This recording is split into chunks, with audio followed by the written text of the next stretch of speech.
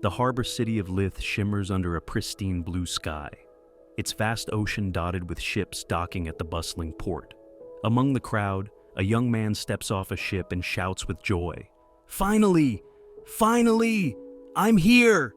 His hands shoots up in excitement as a broad grin lights his face. The city buzzes with life, vendors hawking fish, a woman in a bunny suit offering favors in exchange for potions, and adventurers like him basking in the vibrant energy. The young man, Raymond, is joined by his companion Walker, who slaps an arm around his shoulder. "Are you happy, Raymond?" Walker asks, grinning. Raymond, still beaming, replies, "You're just as happy, aren't you?" Behind them, two more party members follow closely. Taryn, gazing at the massive building before them, confesses, "I want to run around with all this joy too." As the group marvels at their new surroundings, he declares, "This is where our adventure begins." This is a tale set in an era of daring adventurers. Across the world, mysterious portals known as gates began to appear, filled with unimaginable dangers and untold treasures. While countless lives were lost to the perils within, many still chased dreams of glory, risking everything to claim the wealth and power hidden inside. The story returns to Walker, who proposes a cold but calculated plan. "We need bait," he says, explaining that it's the only way to ensure their survival. The female member agrees. Someone has to distract the monsters while we escape. Though hesitant, Raymond nods along as the group arrives at a slave market. The merchants proudly showcase their wares, slaves, specifically sold for high-risk roles like bait. The merchant then points out two slaves, recommending them with a sly grin. Walker examines them briefly and agrees, effectively sealing their grim fate. The scene then shifts to the party preparing to enter a gate. Walker carves a marker onto a tree trunk, declaring, "We'll be the first inside." With a unified cheer of, "Let's go," the group steps through the portal. They emerge in a surreal landscape filled with giant glowing mushrooms and ethereal lights, the likes of which they've never seen. "Unbelievable," Raymond whispers in awe. "It's nothing like I imagined." Walker, ever practical, warns, "Stay sharp. Monsters aren't usually near entry points, but we can't afford to get comfortable. Remember, there's no going back through the same gate. We have to find an exit." Suddenly, a massive beast ambushes the group, sinking its teeth into Charlotte, the female party member. "Charlotte!" Raymond screams in horror as the monster begins to devour her. Shocked but quick to act, Walker fires a blazing arrow, striking the creature. The attack forces the beast to spit her out, but it's already too late. The damage has been done. "Something's wrong," Walker growls. "Tie the bait to the trees. We need to get out of here." The slaves plead for mercy as the group hurriedly binds them, but their cries fall on deaf ears. "I'm sorry," Raymond whispers repeatedly as the slaves scream in terror, left behind to be torn apart by the monstrous horde. As the group flees, chaos continues to unfold. They stop briefly to catch their breath, with Raymond in utter shock, panicking and breathing heavily. Walker tries to calm him down, but his efforts fail. Taryn, losing patience, grabs Raymond by the collar and shouts, "Get it together, you bastard! We'll make it out of here!" Before his words can sink in, a monster sneaks up behind Taryn and strikes. With a horrifying crunch, the creature crushes him. Walker, stunned, shouts in disbelief as the monster tramples over Taron, crushing him further. Desperate, Walker draws his staff, readying another fire arrow that blazes through the darkness. Just as he takes aim, the beast lashes out with its tongue, wrapping it tightly around Walker's neck.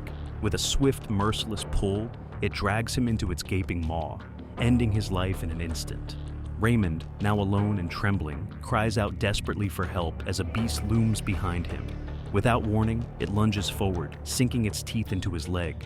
He screams in agony, blood pouring from the wound as he struggles to move. Through blurred vision, he spots one of the abandoned slaves, eerily calm and standing motionless nearby. Desperate, Raymond pleads, "Help me! I'm sorry about earlier. We can escape together, please!" The slave remains silent, then smirks coldly. Leaping down from the tree, he looks at Raymond and says with chilling indifference, "I think it's too late." Raymond, already half devoured by the beast, glances at the pool of blood beneath him. In the reflection, he sees the grim reality of his fate. Smiling darkly, he glares at the slave and snarls, "You think you can make it out of here?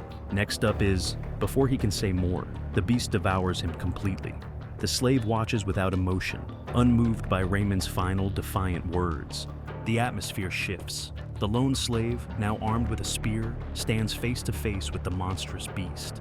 As it lunges at him, he remains unfazed. With deadly calm, he mutters, "No, I won't die here." He readies his spear, striking with precision. The weapon pierces the beast in a single decisive blow. The creature collapses, lifeless at his feet, as the slave stands victorious amidst the carnage.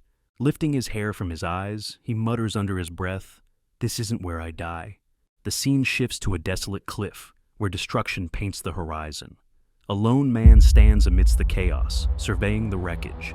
Suddenly a voice calls out, "It's coming!" A swarm of flying monsters fills the sky, followed by the ominous arrival of the King of Dragons, Gortail. A young woman with white hair observes grimly, "The centaur nest has fallen. There's nothing left to depend on. The Cygnus Knights, the Resistance, the Cross Hunters, even the 6 heroes everyone saw as rays of hope, they're all gone. You're the only one left, the last adventurer, El Palm." As El prepares for the final battle, one of his companions shouts, "Let's go! This is our last stand." The shadow of the mighty dragon looms over them as they ready themselves for the ultimate fight. The scene shifts to chaos. After a brutal clash, El Palm is left bloodied and on his knees, surrounded by the lifeless bodies of his comrades. The severed head of the dragon lies before him, but above, Gortail's other 2 heads remain intact, and one begins to regenerate. "No, it was all for nothing," El whispers, despair creeping in. The dragon roars, charging toward him, and El closes his eyes, resigning himself to the end. Is this how it all ends? The world? Our adventure? Finished? But then, with a surge of rage, he slams his fist into the ground and screams, "Damn it!" Memories of his fallen comrades, Philip, Jaden, Alexis, flood his mind. They sacrificed themselves for him, and he refuses to let their efforts be in vain. With renewed determination, El rises and stares at the dragon with menacing eyes. This isn't where it all ends. He summons every ounce of strength, activating his ability, but it falters. Blood pours from his mouth as he collapses, drained of mana. The dragon, unrelenting, charges its breath attack, a massive purple beam aimed to finish him. El looks up, defeated. Does it really have to end here? If only I could start again. Suddenly, a splash of cold water jolts him awake. A gruff voice snaps, "Get up, you piece of shit! Pretending to be sick won't work. Know your place, slave." El opens his eyes, disoriented. Before him stands a familiar figure, the merchant who once controlled his life. Shocked, El mutters, "Gortail, what happened? Why am I alive?" Looking around, he recognizes the surroundings. This is the slave market? But that's impossible. It was abolished long ago. El's mind races. This merchant, he's the same man from 6 years ago when I was a slave. No, this can't be real. Am I back in the past? The merchant, noticing El's glare, strikes him sharply, jolting him back to reality. Later, as the merchant shows the slaves to potential buyers, El listens closely. "All the slaves here are perfect bait for adventurers," the merchant boasts. "We just got these 2 recently. They're in excellent shape." Walker, the leader of a nearby party, casually agrees to purchase them. Watching the transaction, El realizes, "This is my second chance. I'm back at the beginning." Back in the present, El picks up the staff Walker used, remarking, "Not a bad skill. Fire arrow suits my plan for now." Searching further, he finds a ring hidden in a shoe, a telekinesis ring. Right, some people stash valuables like this in their shoes. Before he can process everything, monsters approach. One lunges toward him, but he's able to kill it with his spear, but another lashes out with its tongue, destroying the spear in El's hands. Suddenly, another monster attacks from behind, but El dodges and retaliates with fire arrow, skillfully taking out the beast. Testing the ring, he combines telekinesis with his attacks, controlling the flames to decimate multiple enemies at once. However, as more monsters approach, he discovers his ability is on cooldown. Forced to adapt, El uses the staff as a melee weapon, skillfully holding his ground until his ability reactivates. With precise timing, he unleashes Fire Arrow again, guiding it with telekinesis to eliminate every monster in his path. As the dust settles, an injured adventurer stumbles forward. It's Charlotte, barely alive. Crawling and bloodied, she looks at Elle in disbelief. Who are you? How do you have that staff and ring? Was this all your plan? Elle, emotionless, replies coldly, "Are you done talking?" Charlotte, confused and terrified, stammers, "What do you mean?" Elle's sinister expression hardens. "I despise people like you, those who use slaves as bait." As he ends her misery, the scene then shifts back to the city. Onlookers are stunned as Elle returns alone. "Look, that bait slave survived." Inwardly, Elle knows the stakes have been raised. The dice have been cast, he thinks, gazing at a massive building ahead. "I must hurry. I won't repeat the same fate. My first priority is to free myself." The bustling halls of the Gafor Merchant Union are alive with whispers of an astonishing event. A subordinate approaches Mr. Abbas, a senior figure within the union, bearing an unusual report. "A slave returned alive from the dungeon," he begins, his tone hesitant. Abbas, exhaling a puff of smoke from his cigar, barely reacts. "And?" he asks indifferently. The man hesitates before continuing. "He came back without a single scratch, but all the adventurers accompanying him died." This piques Abbas's interest. "The only survivor?" he asks sharply. "And you're saying he didn't run away?" The subordinate shakes his head. "No, he returned on his own 2 feet. Most slaves in debt would flee if they survived, but this one stayed." Abbas smirks knowingly. He understands the union's rules. Debt binds them to us like chains. There's no escaping it. The subordinate leans in, his voice dropping. "There's more. He unlocked the first circle." Abbas pauses, his cigar frozen midair. "A bait slave? Unlocking the first circle? That's unheard of." The man presses on. "He's also requested a change to his contract, to become an adventurer." Abbas scoffs, his disbelief apparent. "A slave thinking he can rise above his station. Who does he think he is?"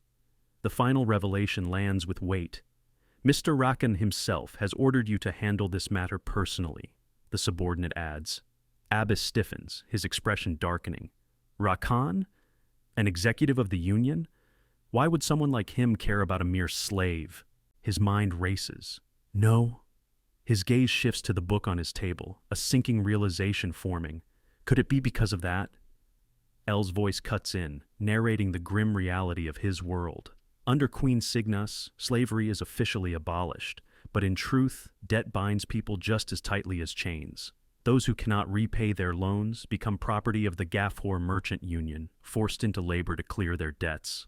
"I was one of them," Elle says, his tone cold. He recalls how his father's illness left him desperate enough to borrow money for black moss, an expensive herb meant to save him. The union inflated the price to a staggering 1,000,000 meso, and when he couldn't repay, he was sentenced to labor. The scene shifts to a courtroom where a cold-eyed judge delivers his verdict. "El Pome, unable to repay your debt, you are hereby ordered to labor for the union." Elle's voice hardens. "For 6 years, I was their pawn, but now I have my chance for revenge." The scene transitions to Abbas's office, where Elle sits calmly across from him.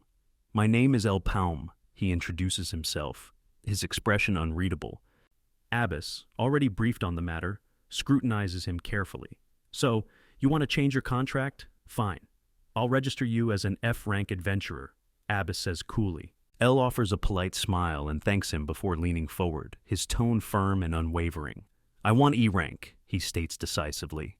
Abbas raises an eyebrow, irritation creeping into his voice. "E-rank? You haven't even been assigned a rank by the Adventurers Association. What makes you think you're qualified?"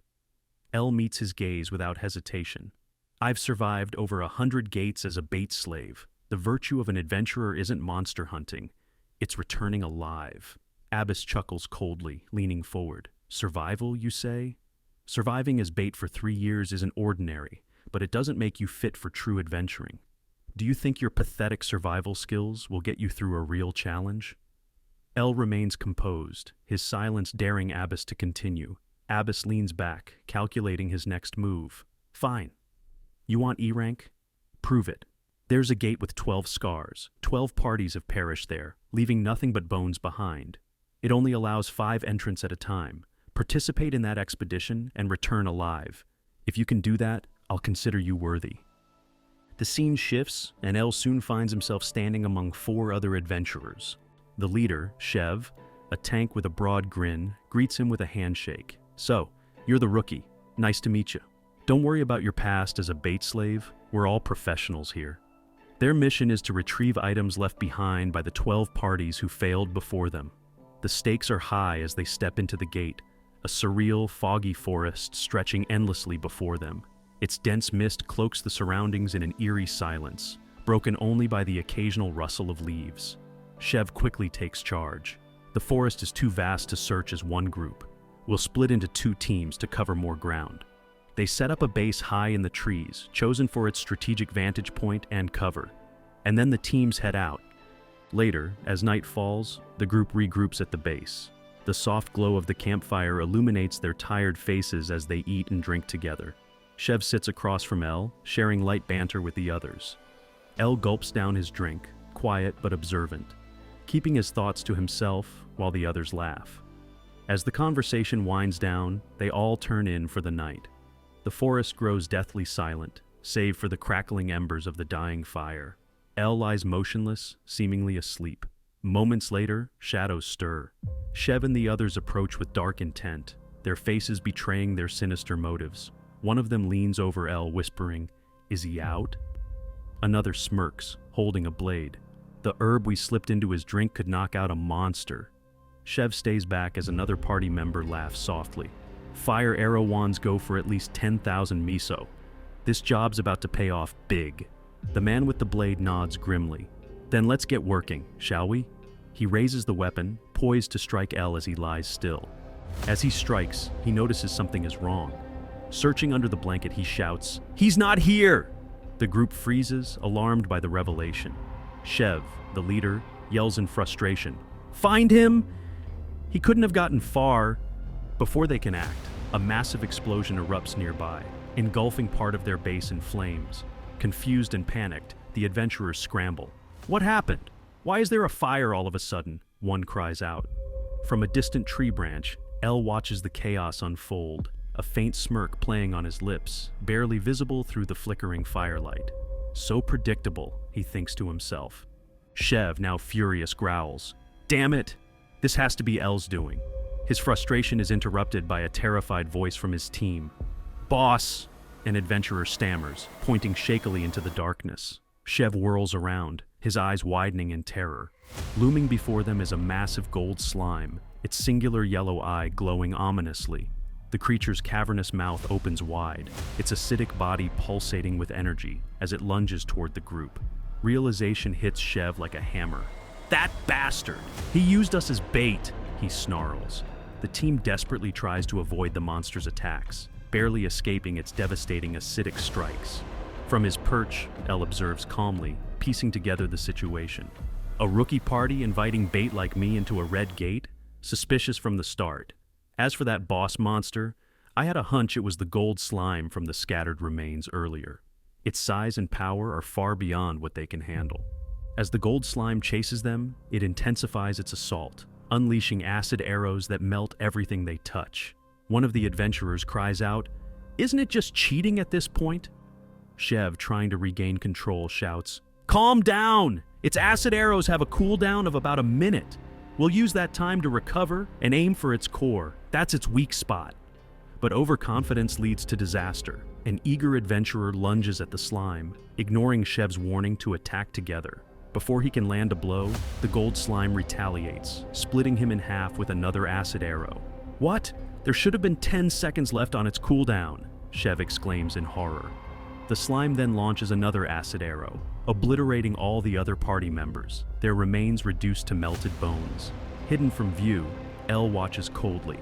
Shev wasn't entirely wrong. The gold slime grows stronger by consuming items, and its near non-existent cooldown now makes it an anomaly.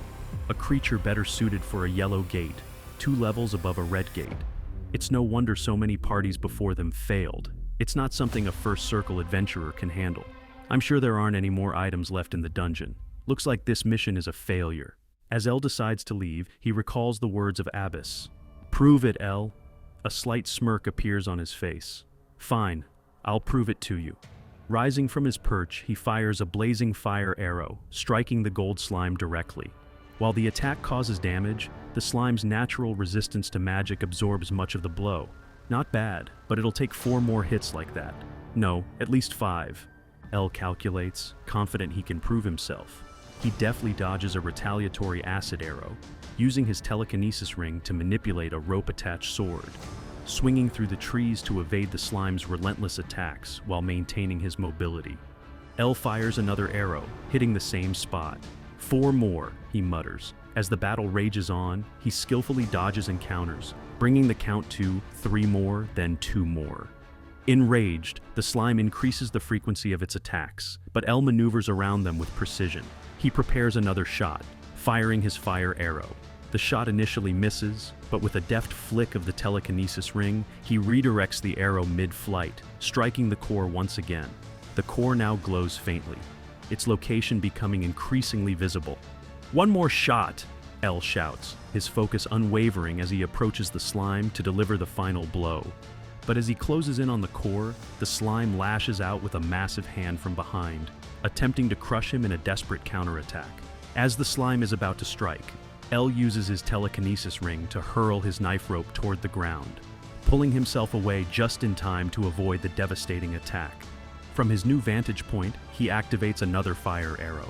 The gold slime, in a desperate attempt to block, raises a massive fist, but L smirks knowingly. With precise control, he redirects the fire arrow around the slime's defenses, striking its exposed core with deadly accuracy.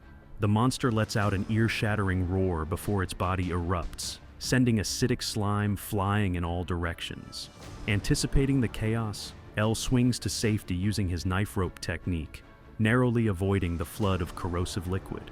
As the acid dissolves into the earth, L descends cautiously, scanning the battlefield. Amid the remnants, a vivid red glow catches his eye.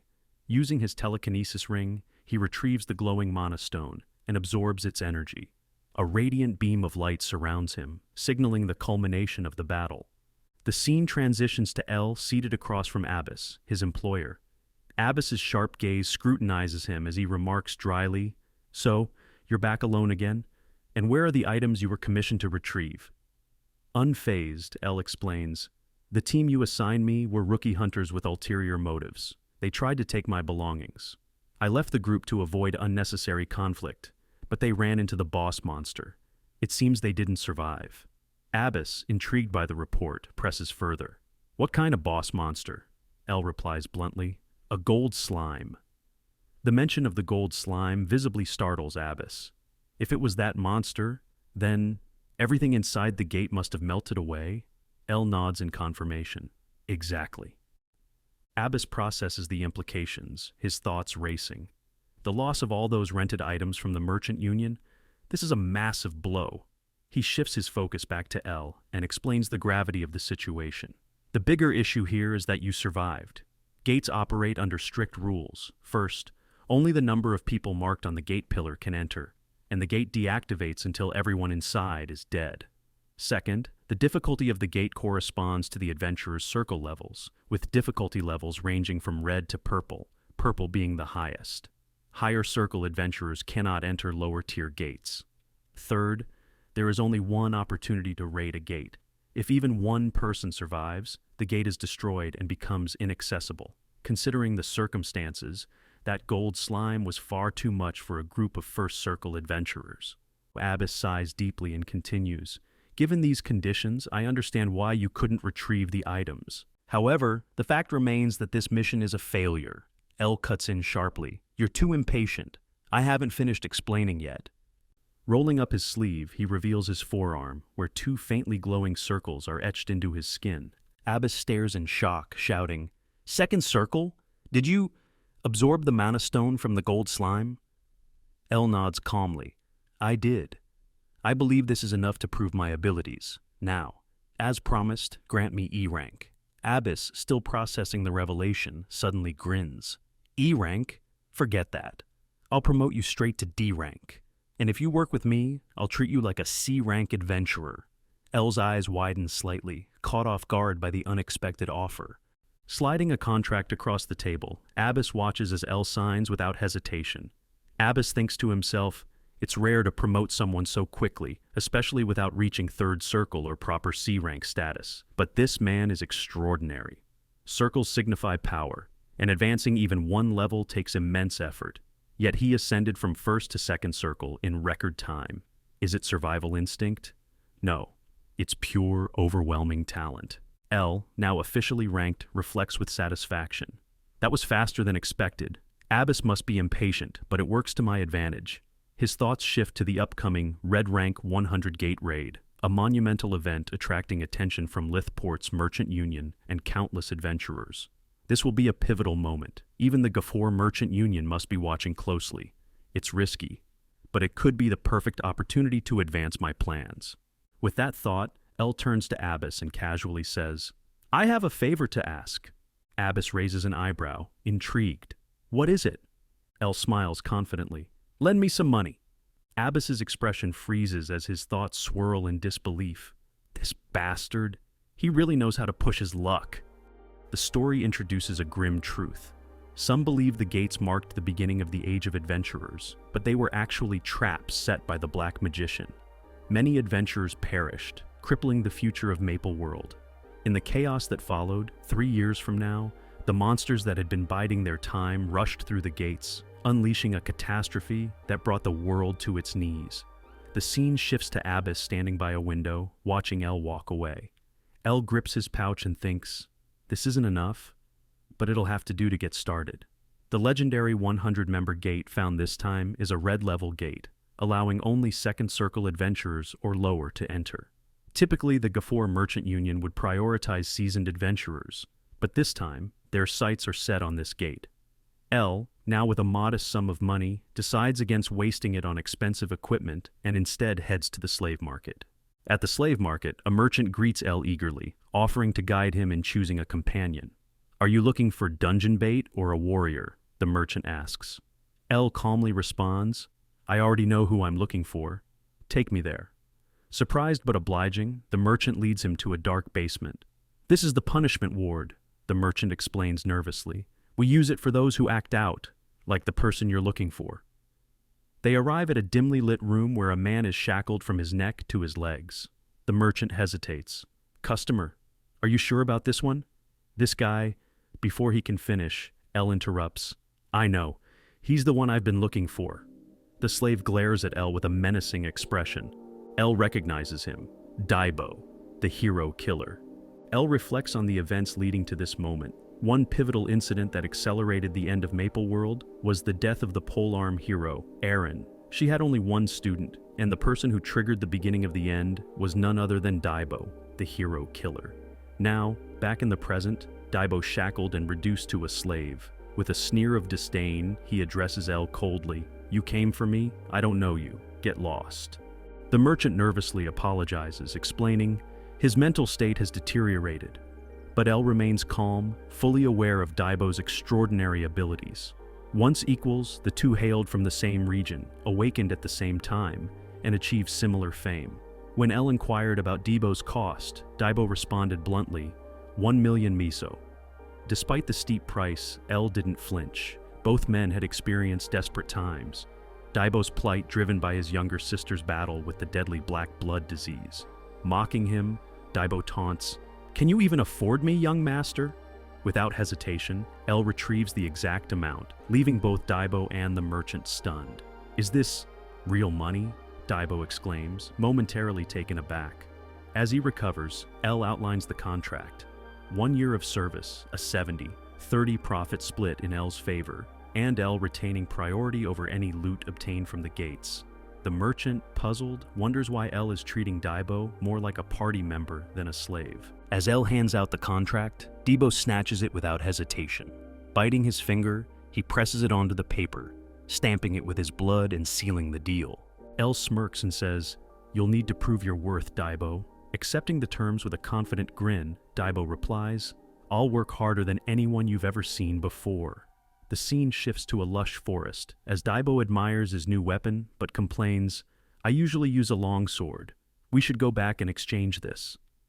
El, unwavering, responds, You'll be using a polearm when working with me. If you don't like it, we can terminate the contract here. Debo begrudgingly complies. Arriving at the gate, Daibo examines the red level gate, which has 1 mark and an entry limit of 8. He assumes L must have a full team ready. Where's the rest of the party? Surely a rich boss like you hired a healer too, right? L simply stares at him, saying there's no need to worry about party members. They have enough. A sigh of relief hits Daibo, but then L points his finger toward him, indicating they alone are enough. Daibo's confidence wavers as realization dawns. Wait, you don't mean... Before he can finish, L shoves him into the gate. Stop wasting time, let's go, L says, as Daibo stumbles forward, yelling in disbelief. Inside the gate, they find themselves in a vast desert surrounded by towering dunes. Daibo, landing face first, shouts angrily, "Are you crazy? You're doing an 8-person gate with just 2 people? This isn't a joke."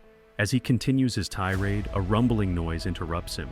Turning, he sees a horde of stump monsters rushing toward them.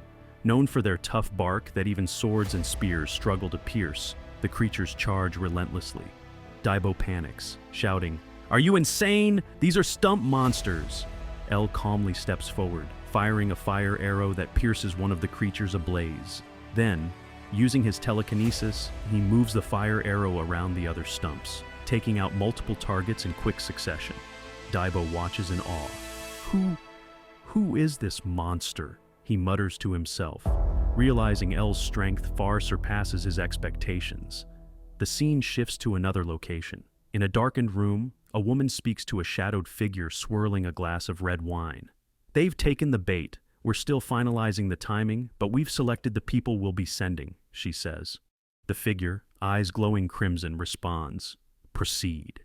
As she disappears into the shadows, the figure gazes out the window at the moonlit landscape. "Everything will go according to plan," he murmurs. "Freedom for Maple World." The scene resumes with L and Daibo amidst burning stump monsters, their charred remains littering the battlefield. "That's a total of 27, Daibo reports, gathering all the mana stones. L nods. "Then let's go." As they walk under the blazing desert sun, Daibo's thoughts wander. "I thought he was just a crazy bastard, but he's no joke. Telekinesis. I've never seen anyone use fire arrow like that. If I stick with someone this talented, I might make a fortune." His mind drifts further. A 70-30 split, I can save for medical expenses and living costs. But his musings are interrupted when L suddenly announces, "Found it."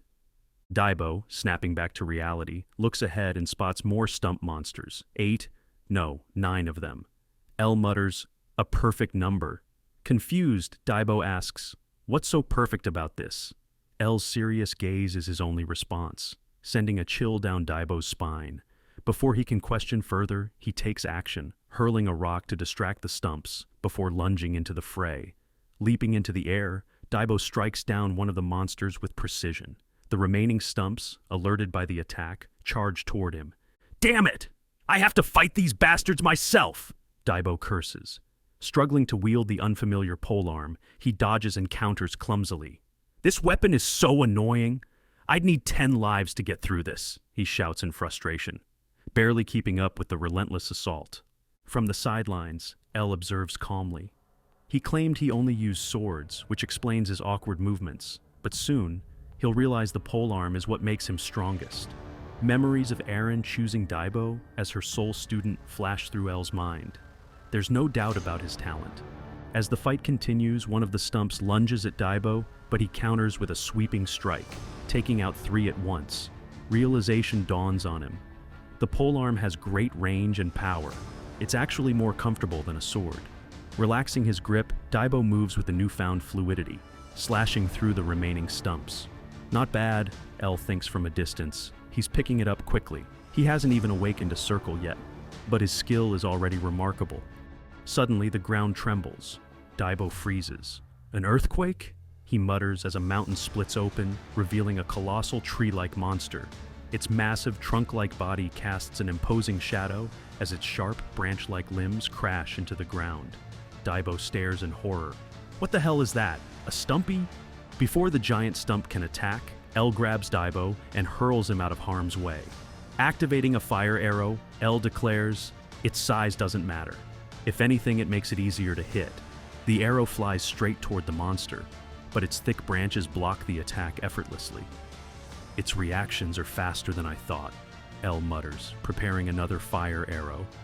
This time, he uses his telekinesis to guide the arrow in an unpredictable pattern, aiming for the back of the stump's head. But once again, the monster blocks it. The two adventurers retreat as the massive stump relentlessly chases them. L quickly analyzes the situation. The attacks aren't ineffective, it's those branches. They're intercepting everything. A branch sweeps toward them, forcing L and Daibo to dodge. Another branch targets Daibo, but L uses his telekinesis to hurl debris at the branch, deflecting the attack.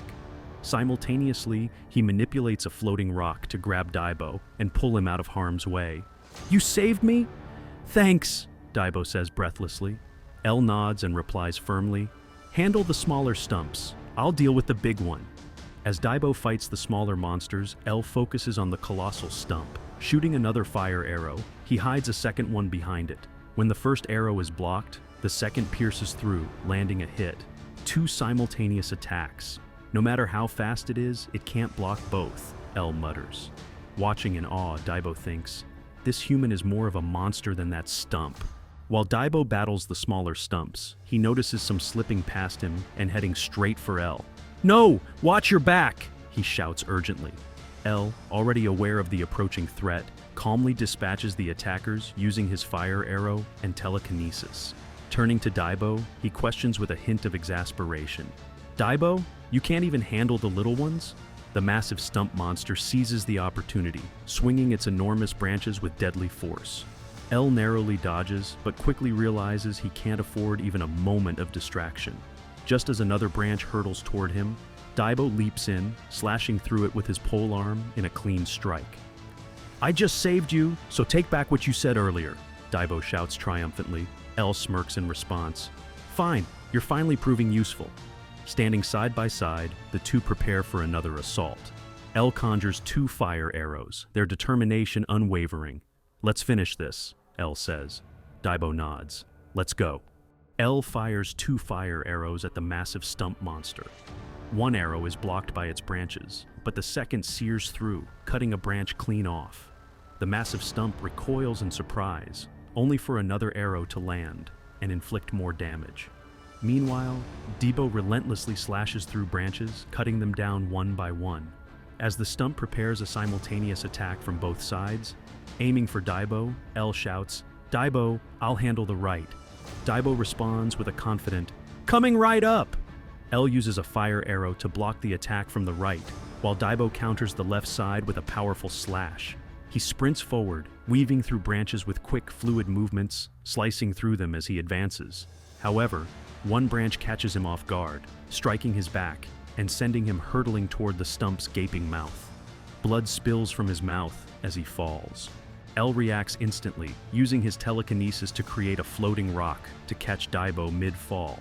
The stump, however, crushes the rock with its massive weight, frustrating L. Undeterred, he lifts multiple rocks simultaneously with telekinesis, and Daibo lands safely on one. The stump shifts its focus, attacking the rocks one by one in an attempt to get to Daibo. With quick reflexes, Daibo jumps from rock to rock, avoiding the monster's attacks. Meanwhile, L's fire arrow continues its assault, slicing through more branches and distracting the stump. As the monster flails, Daibo seizes the opportunity to prepare a massive strike. L calls out, "Let's finish this, Daibo." With a powerful leap, Daibo drives his polearm into the stump's left eye, causing it to thrash in panic.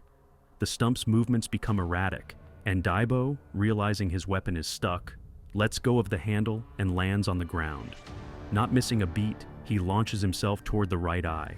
L, using his telekinesis, grabs hold of the embedded polearm and swings it toward Daibo, who catches it mid-air. With a smirk, Daibo quips, "Dinner is served," and slashes the stump's right eye, rendering it completely blind.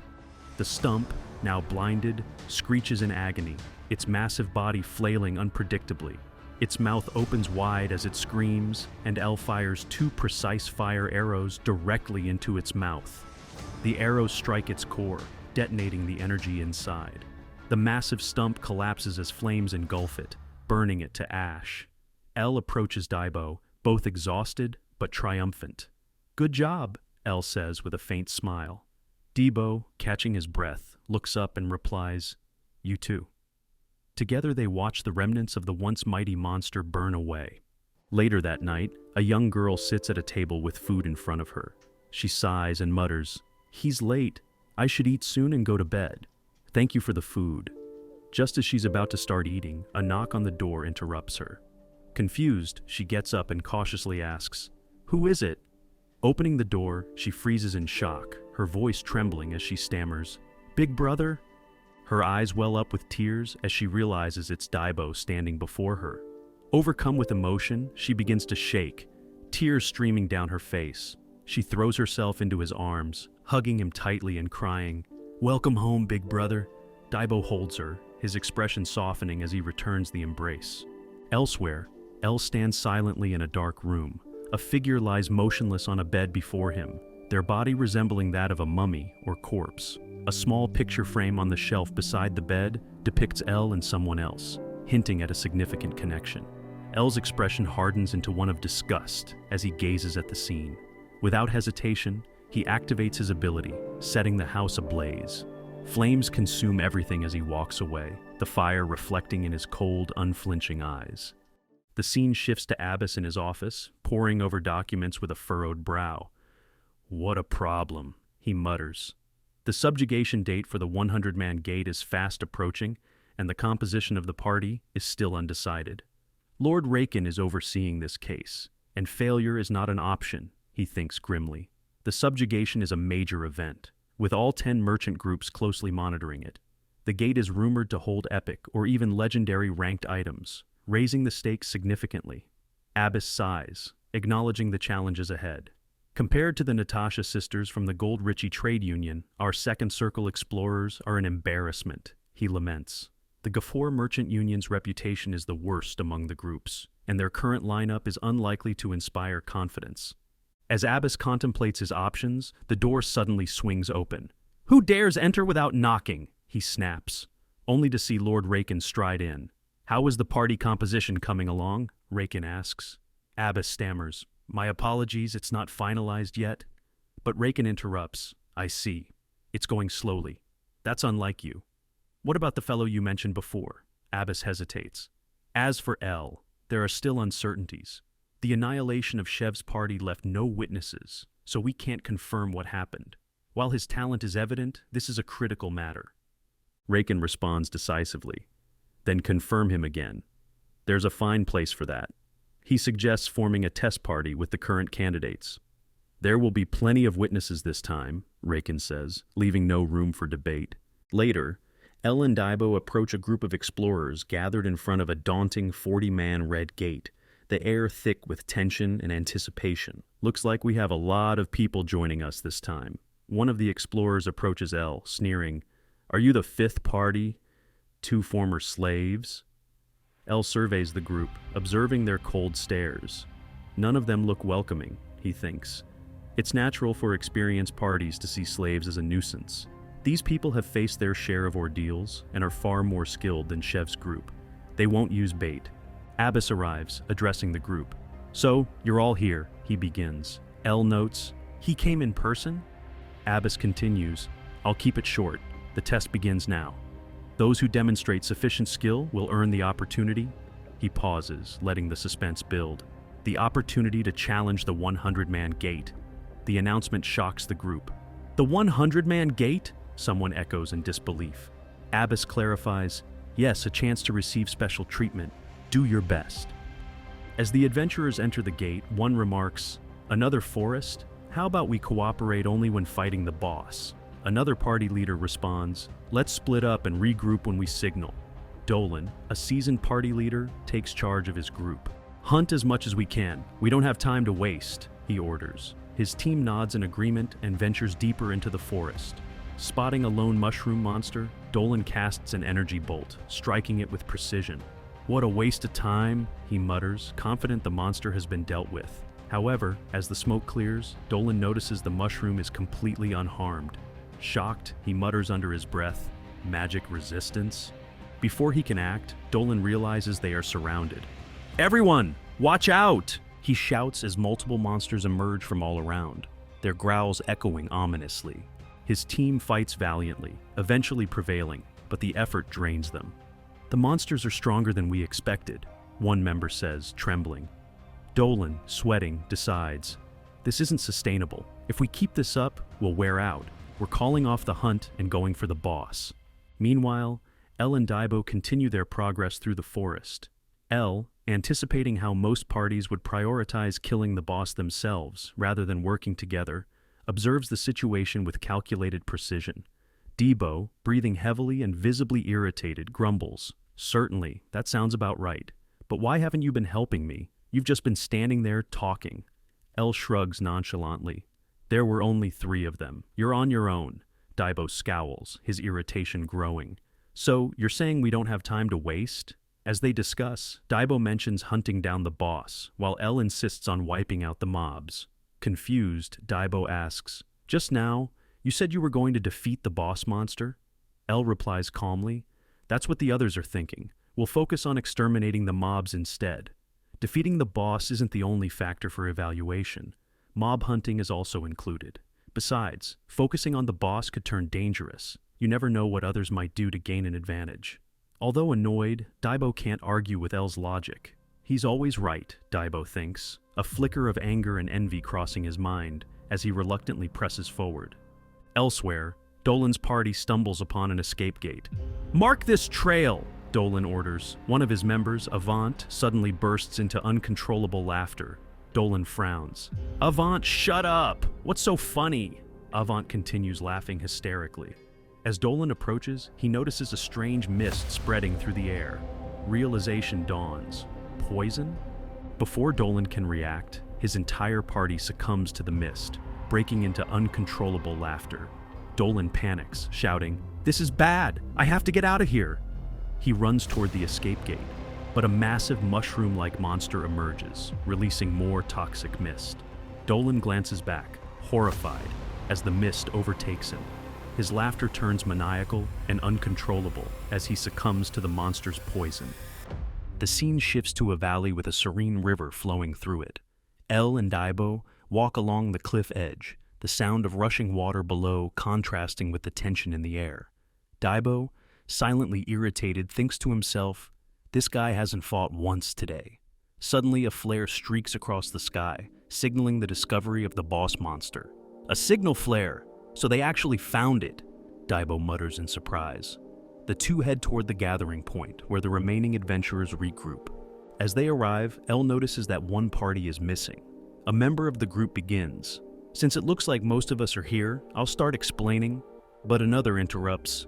"Dolan's party isn't here yet." The first speaker waves dismissively. "Doesn't matter, there's no point in waiting. We found the boss monster, and we also saw Dolan's party get wiped out by it. The very boss of this place, the mad poisonous mushroom." Gasps ripple through the group. A female adventurer's voice trembles. "The mad poisonous mushroom? We're in trouble. Our party isn't in any position to face such a monster." Another chimes in. "If that really is the boss, we have to give up on defeating it and find the escape gate." Daibo turns to Elle. "Is the mad poisonous mushroom really that dangerous?" Elle, deep in thought, silently assesses the situation. It's the worst kind of boss to encounter at this level. Its spores make it nearly impossible to approach, and sheer numbers won't be enough to overpower it. If we want to take it down, we'll have to use ranged attacks. However, half-hearted attempts won't do much. It's both incredibly sturdy and fast. Meanwhile, the adventurers debate their next steps, growing increasingly panicked. "The boss is right in front of the escape gate," the pirate-looking adventurer points out. "We can't get out without facing it." Daibo, attempting to lighten the mood, boasts, "The boss monster's nothing. With one of our boss's invincible fire arrows." Elle cuts him off sharply. "Shut it. If we engage without a plan, we'll all die. Even my fire wouldn't make a dent in it." The blunt truth leaves Daibo stunned, as he listens intently to Elle's explanation. The mobs here are already tough, so it's only natural that the boss will be far worse. As the group grows increasingly restless, Elle raises his hand, breaking the tension. 50,000 mesos per person, he declares. The group's leader, Iburu, looks at him incredulously. "What?" Elle continues. "Since there are 30 of you, that's 1.5 million mesos. Pay us, and we'll act as bait." The adventurers fall silent, stunned. Daibo panics internally. "What is he saying?" Iburu snaps. "Don't get cocky. You think this boss can be baited that easily? If you die, we're all dead. You're just a slave and a second circle adventurer at best. What can you even do? Daibo seethes with anger as L replies, "Then what's your plan? If you had a way to deal with the boss, you wouldn't have fired that signal flare." L's words strike a chord, leaving Iburu momentarily speechless. L presses on. "Let me clarify. Our party consists of one second circle adventurer and one first circle." Daibo, confused, checks his wrist, realizing he's now a first circle. When did that happen? He thinks in disbelief. Another adventurer interrupts. "Wait! If you're serious about being bait, I'm willing to pay. But we don't have that kind of money on us." L smirks. "No problem, we'll collect when we escape. If we don't, we'll be the sacrifices anyway. But everyone must agree. Now decide." The scene shifts to the boss monster, a massive, grotesque mushroom surrounded by a thick, toxic mist, standing before the escape gate. The remains of Dolan's party are scattered around it, being devoured. Suddenly, a fire arrow streaks through the air, striking the monster's face. L and Daibo appear, covering their noses and mouths with cloth to shield themselves from the spores. "Daibo, we'll move when it notices us," L instructs. "Do we really have to do this?" Daibo mutters nervously. The mushroom locks its glowing eyes on them and lunges forward. L and Daibo sprint, drawing the boss away as the other adventurers race toward the escape gate. One of them activates the gate, and the others begin escaping through it. Meanwhile, Daibo and L are confronted by smaller mushroom mobs blocking their path. "Damn it! Do I look that easy to you?" Daibo growls, activating his slash burst ability. His polearm cuts through the smaller mobs in a wide, sweeping arc. Just as he clears the path, the boss mushroom closes in from behind. Its massive form looms over Daibo, preparing to strike.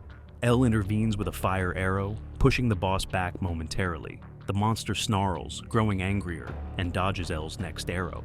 But L, using his telekinesis, redirects the arrow mid-flight. The monster evades again, forcing L and Daibo to continue their frantic retreat. "It's catching up!" Daibo shouts as they approach a ravine. Without hesitation, the two leap across, narrowly avoiding a slashing attack from the boss. As they fall toward the river below, Daibo flips off the monster, while L fires another arrow, striking it mid-air. The two land with a splash in the rushing river, the monster's enraged roar echoing through the valley. L and Daibo emerge from the river, drenched and visibly exhausted. As they wring out their clothes, Daibo grumbles, "What's with that thing?" L, calm as ever, replies, "Didn't you hear? It's the boss monster of this place. If we want to kill it, we'll need to prepare better." Daibo stares in disbelief. "Boss, you're talking as if we're really going to kill that thing. I heard that wrong, right?" L's unwavering gaze answers him. "You heard correctly." Frustration builds as Daibo snaps, "Are you kidding me? We didn't know the boss was the mad poisonous mushroom when we signed up for this. Don't you know there's such a thing as retreating?" L counters sharply, "You can't re-enter a gate once you've escaped. You know that." Daibo mutters angrily, "I know that." Internally, he debates their options. Shouldn't we just leave now? We've done our part as bait. Fire arrow doesn't even work on it. Didn't he say we'd die if we tried to fight it? But L interrupts his thoughts, his tone matter of fact. "The situation has changed. The competition is gone. It's like a free meal waiting for us. Plus, there's a bonus. Isn't that great? What's the problem? Are you going to go against your contract?" Cornered by L's logic, Daibo reluctantly sighs. "I wasn't thinking about that. Still, you better give me a bonus for this." L smirks knowingly. "Of course." Regaining some composure, Daibo hesitates before asking, "But how are we going to kill that thing? Melee weapons don't work, and I'm not throwing my life away for the impossible. Is there even a way?" Meanwhile, outside the gate, the remaining adventurers begin to emerge. Abbas watches them from a distance, his expression growing darker. "They're already coming out? It's still a 40-man gate. Isn't that too quick?" he mutters. Approaching one of the adventurers, he demands, "How did it go? Looks like a few are missing." The female adventurer hesitates before replying, "We failed to clear it. Dolan's party was wiped out, and L is still inside. We only escaped because L and the other guy acted as bait for us. The boss of this gate is impossible for us to take down." Abbas's eyes narrow in anger. "Huh? So you did nothing and just ran away with your tails between your legs?" The adventurer defends herself. "The boss is the infamous mad poisonous mushroom. There was nothing we could do." Abbas turns cold, his voice sharp. "Let's go back." The adventurer protests. "But Sir Abbas, L's party hasn't come out yet. The gate is still active, so they must still be alive." Abbas, unbothered, replies icily, "They won't survive. It's only a matter of time. Didn't you say the boss is the mad poisonous mushroom? If you want to wait, go ahead, but I don't have time for this." As he walks away, his thoughts grow darker. Useless bastards. They were unlucky, but killing a mad poisonous mushroom is impossible. Still, I have no use for average adventurers. The type I want are those who can overcome any obstacle they face. Inside the gate, L stands atop a cliff, calculating his next move. Forming a fire arrow, he mutters, "Let's begin the hunt." With precision, he fires the arrow, thinking, "This boss monster is faster and sturdier than the ones we've faced before." On top of that, it uses poison, which makes it a pain to deal with. In such a situation, it's best to keep our distance and attack with overwhelming ranged power. However, the fire arrows I can conjure won't be enough to achieve that level of force. He pauses, refining his strategy. Using telekinesis to spin the arrow at high speed will drastically increase its piercing effect. This is something only I can do in the world of Maple, a skill I developed when I thought of bullets, a technique that makes the impossible possible. Revolver. As the attack approaches the monster, it pierces the boss's chest, leaving a gaping hole and causing massive damage. However, L frowns. I aimed for the core in its head, but I missed. This is getting troublesome. The enraged mushroom lunges toward the cliff, dodging another revolver arrow. L mutters under his breath, "It's harder to use revolver while on the move, and the cooldown is an issue. I have to finish this before the boss reaches me." Firing another shot, the mushroom dodges again, but L has prepared a trap. Daibo, hidden nearby, springs into action as L shouts, "Now!" Daibo pulls a rope, causing the boss to trip and fall into a swampy area, its massive body coated in sticky mud. The mushroom thrashes wildly, its movement slowed by the trap. Daibo seizes the opportunity, hurling his polearm, now modified with a rope to extend his attack range, directly at the mushroom's face. The strike lands with precision, slashing through its target. Panting, Daibo smirks and quips, "Finally, some breathing room. The air's feeling pretty nice now. So, shall we play a little?" L watches from the top of the cliff as Daibo faces the mad, poisonous mushroom below. In his mind, L calculates, "With this, the conditions have been met. The core of this mission was to lure the boss monster into the swamp." The muddy terrain, now thick with sludge, clogs the mushroom's spore-emitting pores, nullifying its most dangerous weapon. "The basics of hunting are to exploit your prey's weaknesses," L mutters to himself. The swamp has rendered the boss immobile and vulnerable, but this fight is far from over. Daibo taunts the monster, swinging his polearm with precision. "What's wrong? Frustrated that all your holes are clogged? Too bad." The polearm, attached to a rope, allows him to attack from a safe distance. However, the mushroom suddenly grabs the weapon, yanking it forcefully. Undeterred, Daibo counters with a relentless barrage of strikes, each blow drawing more ichor from the monster's body. The enraged mushroom charges at Daibo, its movements heavy yet lethal. From above, L observes calmly, luring the boss here wasn't just to block its spores. For creatures like this, the swamp is the worst possible battlefield. L fires a revolver-enhanced arrow, which pierces the mushroom's body and momentarily halts its advance. Daibo, breathing heavily, peers through the smoke and mutters, "Is it dead?" But as the smoke clears, the shadow of the mushroom looms. "Damn it, it's so sturdy," he curses. L shouts, "Aim for the core. It should be near its head."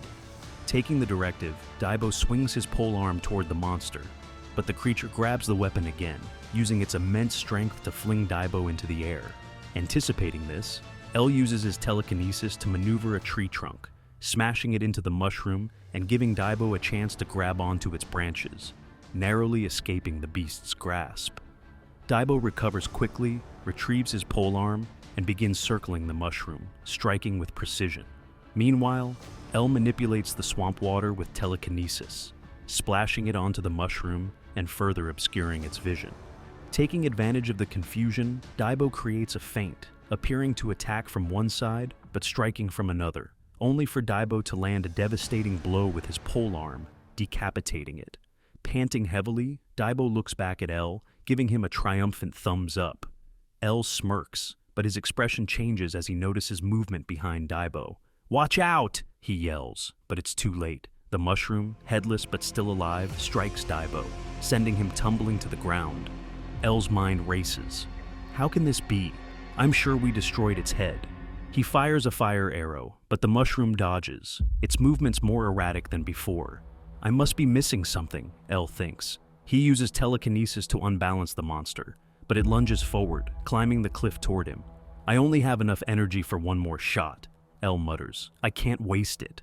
On the ground, Daibo stirs, bloodied but furious. "Damn it, this is pissing me off," he roars, launching his polearm with a slash burst attack. The weapon slices through the mushroom's torso, cutting it in half. "Take that, you piece of..." Daibo starts, but the mushroom continues crawling, now using only its claws. "It's still coming," he shouts. L prepares another fire arrow, but the mushroom dodges again, revealing its true head hidden beneath its body. "So, that's your real head," L mutters, his voice cold. "Thanks for letting me know." What seemed like a fire arrow was actually a flare gun, used to mimic an attack. Daibo, watching from below, realizes L's ploy. A signal flare? That wasn't an attack. It was a bluff. Now armed with the knowledge of the mushroom's true weakness, L unleashes a final revolver-enhanced arrow. The projectile finds its mark, piercing the core in the mushroom's head. The creature lets out a deafening screech as its body bursts, releasing a massive cloud of purple mist. Daibo stares at the dissipating creature and mutters, "Being a pain till the very end." As the mist spreads, L uses his telekinesis to grab the rope attached to Daibo, pulling him to safety. Daibo lands beside L on the cliff, collapsing in exhaustion. "I thought I was going to die," he groans. L surveys the scene below and replies, "You did well. We'll grab the mana stone once the poison clears." But before they can relax, the mushroom's remains lurch skyward, its final form erupting in one last desperate attack. Purple mist fills the air as the core glows ominously. L and Daibo ready themselves, but the scene shifts abruptly. The perspective changes to Abbas and Lord Raken in a lavish office. Raken, laughing heartily, mocks Abbas. "So, you just came back empty-handed?" Abbas, visibly frustrated, apologizes. "My apologies, Lord Raken. For this matter, we should deploy the Cygnus Knights." Their conversation is interrupted by a knock at the door. "I thought I said no interruptions," Abbas snaps. But as the door creaks open, a familiar figure steps inside. "I'm coming in," says L, his tone calm yet commanding. Abbas freezes, his anger giving way to shock. "What? Who dares to..." His words trail off as he recognizes L. L steps forward confidently, locking eyes with Abbas and Raken. "I'm back," he declares. Raken, intrigued, leans back in his chair, a sinister smile spreading across his face. "Interesting," he murmurs, his tone laced with curiosity. In Raken's office, the atmosphere is tense, yet laced with a casual air, as he questions Abbas. "What's going on here? Did someone rise from the grave or something?" He jokes, referring to the recent developments with L. Turning his attention to L, Raken introduces himself with a smile. "Nice to meet you. You're L, right? Your survival skills live up to the rumors. We need someone like you right now." L nods in acknowledgement, offering a polite bow of thanks. Without hesitation, Raken continues, "I have one question. Can you show off that ability again in the 100-man gate?" L meets his gaze with a serious expression and responds, "That would be tough." Raken's expression briefly tenses, but he remains quiet, observing L's resolve. Abbas, however, explodes with anger. "Is that any way to talk to Sir Raken? Don't forget the debt you owe." Despite the outburst, Raken's smile returns, now edged with menace. "So it's not impossible, right?" he says smoothly. "I don't like beating around the bush. Let's get to the point. What do you want?" The scene shifts to L and Daibo sharing a drink, where Daibo spits his beer onto L upon hearing his demand. 5 million mesos per person, totaling 10 million. "That's outrageous. They'll never agree to it," Daibo exclaims. L, calm as ever, replies, "It's not my problem. They'll decide." Daibo grumbles, warning, "If this falls through, Abbas will blacklist us for sure." Their conversation is interrupted by Iburu, the adventurer from the 40-man gate, approaching them. Daibo bristles at his arrival, ready to fight, but Iburu surprises them by bowing deeply. "I judged you unfairly and questioned your skills. I apologize," he says earnestly. handing over the agreed payment of 1.5 million mesos. Everyone pitched in a bit more as thanks, he adds. Debo eagerly grabs the bag, but El immediately declines the extra amount. We agreed on 1.5 million mesos, and that's all I'll take, he states firmly. I just did the job I was paid for. Nothing more, nothing less. The adventurers exchange surprised glances at El's straightforward attitude, while Daibo grumbles, I guess I got excited for nothing, as he begins counting the money. Turning to Iburu, El asks pointedly, The pirate over there, did you say your name was Iburu? What about you? Can you do the job you were paid to do? Caught off guard by the sharp question, Iburu stiffens before nodding quickly. Back in Raken's office, Abbas balks at El's demand of 10 million mesos, calling it excessive even for third or fourth circle adventurers. We'd set a bad precedent if we accepted his terms, Abbas argues. But Raken counters, Do you really think so? It wouldn't be strange if he asked for twice that amount. He hands Abbas a document, saying, Read this. As Abbas scans the contents, his eyes widen in disbelief. Is this real? He asks. Raken replies, I paid a hefty sum to Dark Lord Jin for this information. Don't be mistaken, Abbas. The war has already begun. At the Red Gate, various adventurer parties gather, setting up camp. The tension is palpable as they size each other up. El and Daibo arrive, bearing the Gafor Merchant Union emblem. Don't get too excited. Stay focused, El advises. Don't worry. I'm an experienced adventurer now, Debo quips. The atmosphere shifts as a fellow adventurer, Sholden, introduces himself. Are you from the Gafor Merchant Union? Nice to meet you. I'm an E-Class adventurer. El's calm response, C-Class adventurer, shocks Sholden. How can you be C-Class in a gate restricted to 1 and 2 circle adventurers? Before Sholden can press further, a blonde woman interrupts, demanding space. I have business with him, she says coldly. El, noticing Kiri's arrival, recalls a prior conversation with Abbas. Why do I have to do that? El had asked, his frustration evident. Abbas responded curtly, Just do as you're told. Why so many questions? Our Gafor Merchant Union will be working with the Cygnus Knight Order for this gate. They follow the teachings of Empress Cygnas, the strongest group and the very symbol of power. Their involvement in this gate is significant. The quota for the gate was already taken by other Merchant Union adventurers, so we decided to collaborate with them. Even if it's just their trainee knights, the probability of success will be higher. Though they may have ulterior motives, the offer they made wasn't bad, so we're working together. El reluctantly had replied, Understood. It's nothing hard if it's just cooperation. Yet, Abbas had muttered, I don't think it'll be that easy. Something about them feels off. Back in the present, the woman introduces herself as Kiri, the leader of the Cygnus Knight trainees. Her condescending tone immediately irritates Daibo, though El remains composed. Kiri declares sharply, We're not equals, so follow my orders quietly. Daibo mutters under his breath, What's with her attitude? Kiri, ignoring his remark, inquires about their party size. Is it just the two of you? El replies coolly, Looks that way. As Debo scans the area, he notices the arrival of other elite parties, including Crocus's team from the Dig Merchant Union and Kubal's team from the Meridia Merchant Union. The atmosphere grows tenser with the entrance of the Goldrich Merchant Union's famed Natasha sisters. Their confident demeanor doesn't go unnoticed, and Kiri mutters with disdain, acting cocky. A B-class adventurer, Longko, steps forward to address the group. Greetings, everyone. We're here to provide support as you navigate this gate, but let me remind you, any legendary items found belong to your respective merchant unions. You'll be paid as agreed, but monastones are yours to keep. If you're caught pocketing anything else, you'll answer to our team, he warns. Daibo notices the 5 circles on Longko's wrist, realizing their immense power. Longko concludes, That's all, let's proceed. As the adventurers prepare to enter, Kiri commands her group to follow her lead. We'll be the ones to succeed, she says confidently. Daibo grumbles, Do we really have to work with someone like her? El, however, is lost in thought. This is it. All my efforts have led to this gate. I didn't get to experience this in my previous life, but everything starts here. I must succeed. He glances at Daibo and says, Let's go. Daibo smirks. I won't help them even if they come crying later. As they step into the gate, a report flashes back to the first 100-man Red Gate raid, showing the grim fate of previous unions, complete annihilation. The summary reads, Raid failed. As everyone enters the gate, they find themselves in a sprawling field filled with towering grass. Daibo looks around, astonished. "The grass is so tall," he mutters. Kiri glares at him. "Do you think we're here for sightseeing? Keep up and don't lag behind." Daibo grumbles under his breath. "Boss, are we really going to take this treatment?" He turns to L, only to see him bowing as if in prayer. Daibo's confusion is short-lived, as a deafening noise fills the air. A stampede of ribbon pigs, numbering well over 1,000, barrels toward the group. One of the adventurers shouts in panic, "Ribbon pigs! Over 1,000 of them!"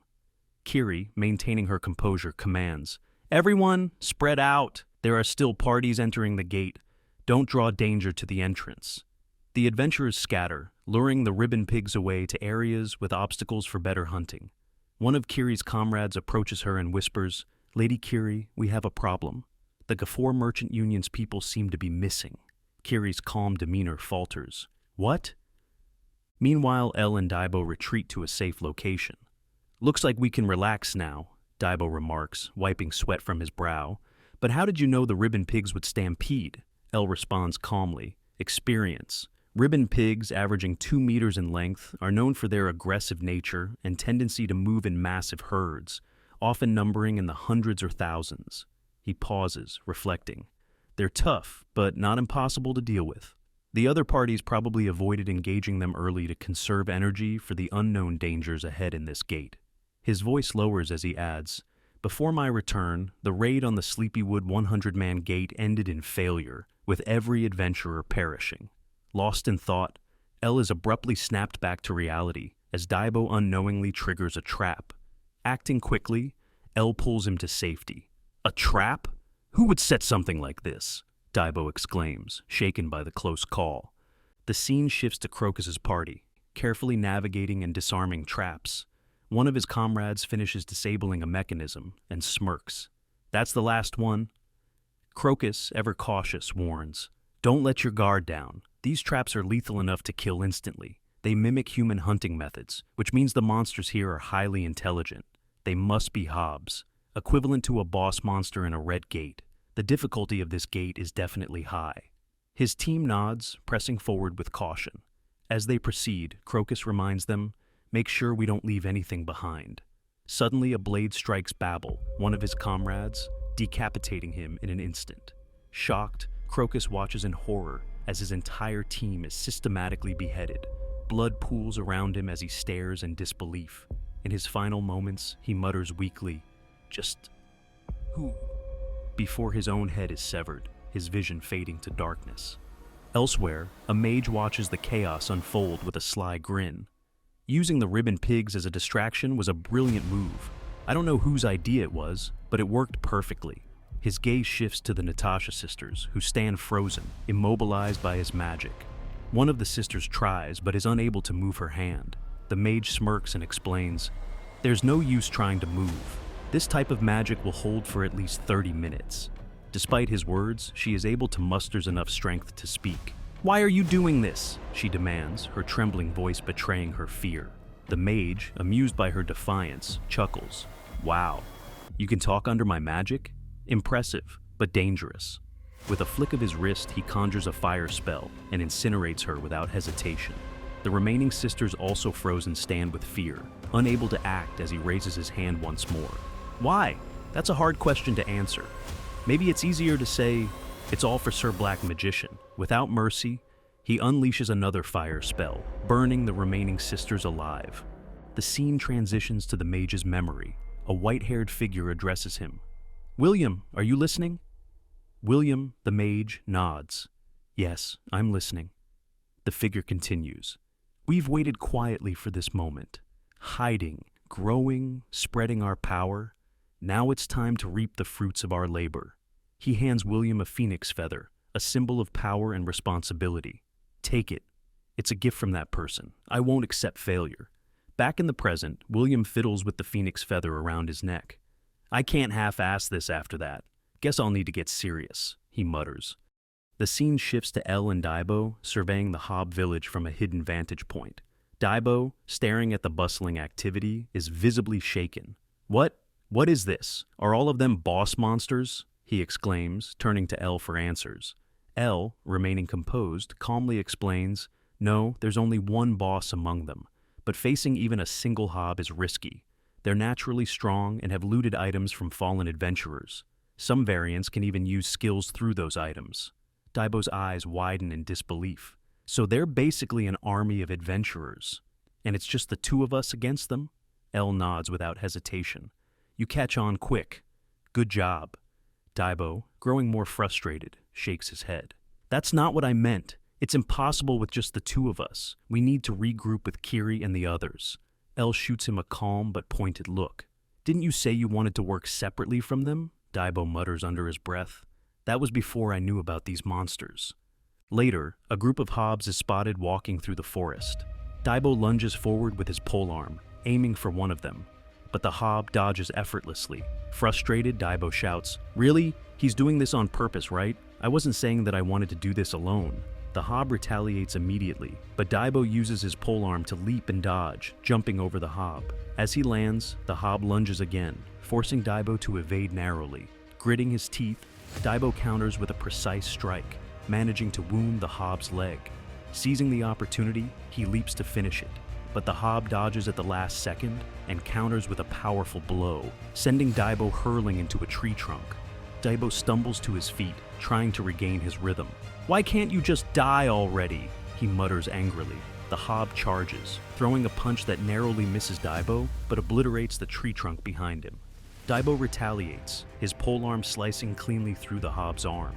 Enraged, the hob grabs Daibo by the head and slams him into the ground.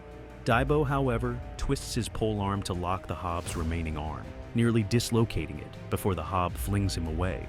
Rolling to his feet, Daibo immediately lunges again, delivering a powerful slash. After a grueling fight, Daibo finally defeats the hob. Breathing heavily, he glares at L. "I thought you'd help me." L, leaning casually against a tree, shrugs.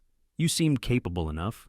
Now you know they're not impossible to handle." Daibo scowls, rubbing his sore shoulder. "Not impossible, huh? My ass. If there's an army of those things, this mission is insane." As they proceed, Daibo notices something horrifying. A field of corpses, many bearing the insignia of the Cygnus Knights. "What happened here?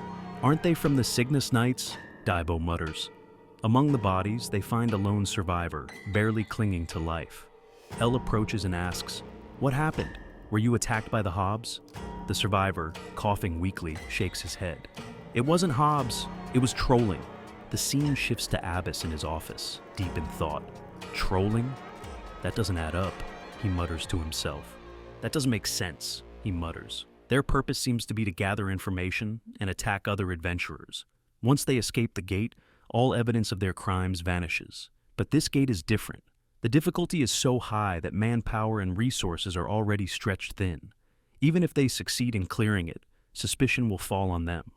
What's their true objective? This kind of dangerous gamble isn't something a merchant union would partake in lightly. There must be a larger motive at play. Back in the forest, Daibo scans the area littered with bodies and remarks grimly, "I don't think I see that girl anywhere." The survivor slams his fist into the ground in frustration, exclaiming, "It's all my fault! To think we had a traitor among us! But why would Lady Kiri—" L, narrowing his eyes, presses the survivor for details. "Why would Kiri be part of this? What's her connection to the betrayal?" The survivor, his voice trembling, struggles to respond. "I don't know. It's hard to process. But now that I think about it, the orders she gave at the gate's entrance seemed too calculated. Before she left, she said she's a follower of the Black Magician." Daibo's eyes widen in shock. "The Black Magician? No way." L's expression hardens as he explains gravely. "The Black Magician was a transcendent who threatened Maple World 800 years ago. His forces were defeated by 6 heroes, and he was sealed away along with his remaining followers. After the sealing, the Allied forces hunted down and eradicated his loyalists. Every citizen of Maple World knows this history." Daibo, still trying to grasp the revelation, mutters under his breath, "A follower of the Black Magician." L, focused and determined, announces, "This isn't the time to worry about the hobs. We need to find her." Turning to the survivor, he adds, "Are you coming with us? Prepare yourself to fight if we encounter her." The survivor nods resolutely. "That's exactly what I want." Meanwhile, Kiri arrives at William's location. He greets her with a mocking grin. "Welcome. I've been waiting for you, Lady Kiri. Thanks to your handling of the ribbon pigs, our plan proceeded smoothly. With everyone split up, we can wrap this up nicely. Did you receive the present we sent?" Kiri, her sword drawn and eyes blazing with anger, glares at him. "Who are you people?" she demands. The scene shifts back to Elle, Daibo, and the survivor as they carefully make their way through the forest. Daibo, trying to lighten the tense atmosphere, says, "We can slow down if you're in too much pain. Our boss has a knack for finding things, so I'm sure we'll catch up to her soon." The survivor, feigning exhaustion but hiding a smirk, replies, "That's good to know," as his hand tightens around a concealed knife, poised to strike. As the sun rises, Kiri faces off against members of the Black Magician's party. William watches her intently, smirking. Amazing. Or is this just what one would expect from a trainee captain of the Cygnus Knights? But I wonder how long she can keep this up. Kiri, breathing heavily, summons her ability, Rising Sun, cutting down an approaching foe with her solar slash. Standing over the fallen enemy, she glares at William. "State your purpose, or you'll end up dead here." William waves dismissively, his tone laced with irritation. "Noisy. Hurry up and kill her already," he commands as three of his allies rush forward to attack Kiri. Before they can land a blow, Daibo appears, slashing through two of them in a blur of motion. Both Kiri and William are momentarily stunned by his sudden arrival. A little earlier, Daibo had been traveling with Elle and the supposed survivor. As the survivor prepared to strike Daibo, a fire arrow hit his hand, making him drop his weapon. "My hand! My hand!" the survivor screamed in agony. Daibo turned to Elle in confusion. "What's going on?" Elle, calmly preparing another fire arrow, replied, "Just as I thought. What an awful act. Sorry to tell you, but I don't have the habit of trusting people." The scene shifts back to the present, where Daibo now stands beside Kiri, facing William. William surveys the situation, clicking his tongue in annoyance. To think an uninvited guest would show up at such a crucial moment. One of his allies murmurs, "Sir William, they're from the Gafor Merchant Union. The fact that he's still alive means—" William scoffs. "I see. So, Piton failed. I gave him a chance to atone for losing Lady Kiri. Was I mistaken?" Turning his attention to the newcomers, William remarks, "You both seem strong. No matter. We'll have our elites handle this." Kiri glances at Daibo. "Be careful. These guys aren't pushovers." Daibo grins. "I know. They're probably perverts, right?" Kiri, confused, glares at him. "What?" William, growing impatient, shouts, "Wrap this up already." The Black Magician's party charges at Daibo and Kiri. Daibo, confident, quips, "You can handle at least one, right? I'll deal with the rest." Kiri nods but warns, "Don't let your guard down." One of the enemies launches an attack with a savage blow, but Daibo dodges easily and counters. His opponent narrowly avoids the strike, prompting Daibo to mutter, "Not worth mentioning." Just as he's about to strike again, another enemy fires a ranged attack at him. Daibo swiftly dodges the projectile, only to be caught off guard by a foe coming up from behind, using the ability Upper Charge to land a slash on him. The attacker sneers, "That was shallow. Don't worry, I'll put you out of your misery soon," as he leaps toward Daibo for a finishing blow.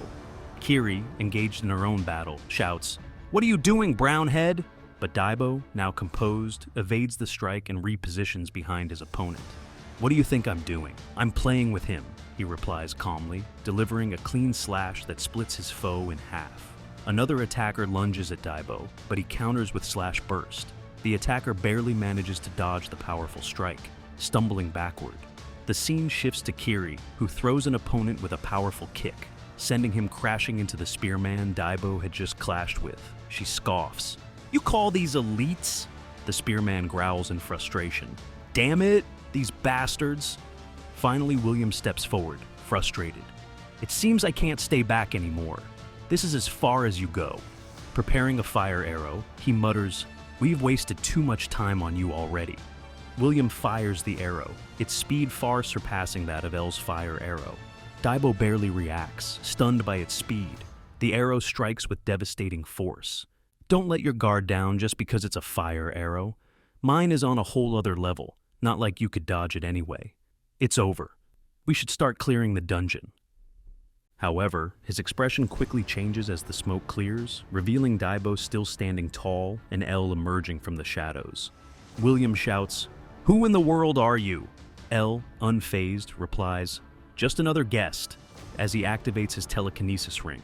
Using his ability, L lures a stampede of ribbon pigs directly toward the Black Magician's party, their enraged squeals echoing ominously through the battlefield. William surveys the aftermath of the skirmish, clicking his tongue in frustration. "Troublesome? Running off and throwing something like this on us," he mutters before turning to his comrade Gerald. "What's the status?" Gerald replies, "I just finished on this side." Ahead of them lies a stampede of lifeless ribbon pigs. William narrows his eyes and says, "We don't have time to regroup. Let's chase after them immediately. If they somehow get out of this gate..." He trails off, sighing deeply. "This situation is giving me a headache. That guy, there's something off about him." Gerald, scanning the area, calls out, "Sir William, I see footprints here." William nods, his tone sharp. "If you happen to see that cloaked man first, just hold him there. I'll handle him myself."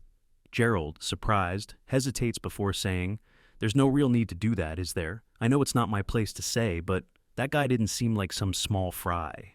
William's demeanor hardens, his voice serious as he replies, "Do you even know who you're worrying about? You should know by now." As he places his hand over the phoenix feather around his neck, its faint glow reflecting his confidence. "In this gate, it's impossible for anyone to be stronger than me." The scene shifts to El, Daibo, and Kiri navigating the forest. Daibo, still riding the adrenaline of their escape, grins. "Did you see their faces? I don't know if they survived being trampled by those pigs." El, walking ahead, replies calmly, "They won't die so easily. Be careful where you step. There might be traps." Daibo, annoyed, retorts, "I'm on high alert, but seriously, why didn't you finish them off back there? You could have aimed for an opening." El's expression darkens. "Because he's stronger than me," he admits. Daibo freezes in disbelief. "What? Stronger than you, boss? Stop joking." El's mind flashes back to the earlier encounter, recalling the fire arrow William launched. "That arrow pierced through mine with no effort," he explains. "My fire arrow barely parried its trajectory. It didn't even slow it down. His magic, it's something beyond my understanding."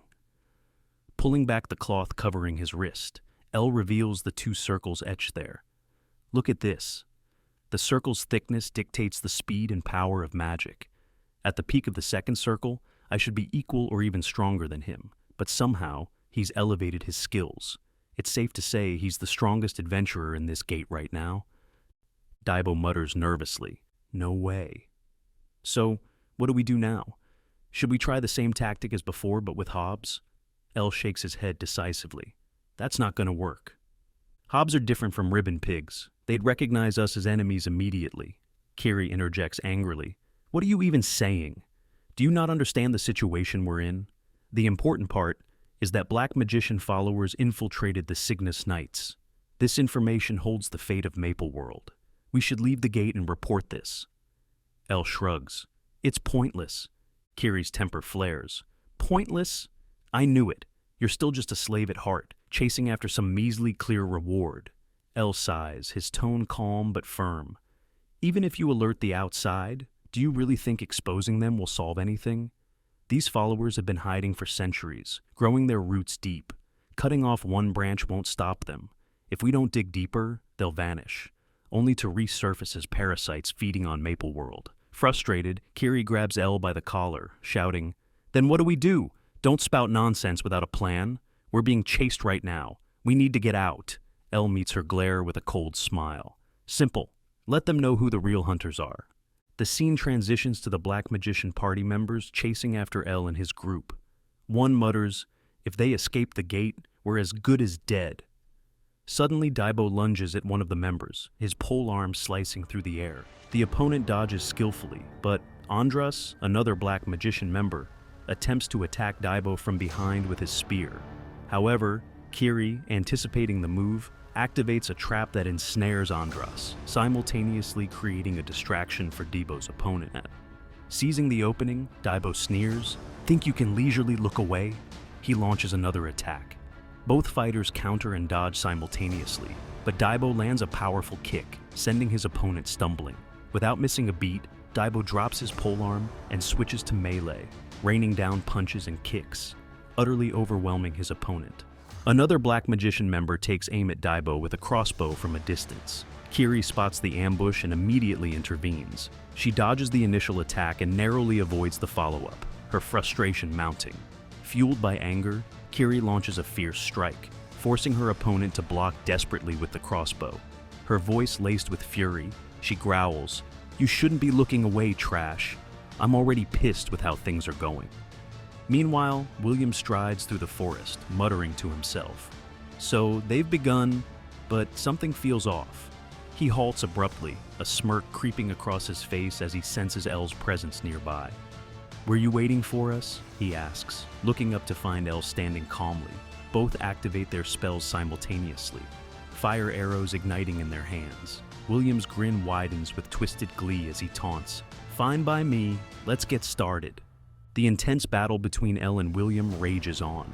William's fire arrow cuts through the air with deadly precision, but Elle dodges skillfully and retaliates with a fire arrow of his own. The arrow strikes its mark, engulfing the area in thick smoke. Suddenly, a rock hurtles through the smoke toward Elle. Staying alert, Elle dodges, but before he can fully recover, William emerges from behind him, smirking. "Is that all?" he mocks, preparing another fire arrow and launching it with precision. The battle continues, the heat of their flames igniting the surrounding area. Elle stands injured but unwavering, his resolve unbroken despite the toll the fight has taken. William approaches slowly, a twisted grin on his face. "Did you cancel that just now? My, that was unexpected. I didn't think you had the power to block it. How did you manage it?" Elle says nothing, his silence as sharp as his focus. William continues with a taunting grin. "Not much of a talker, huh?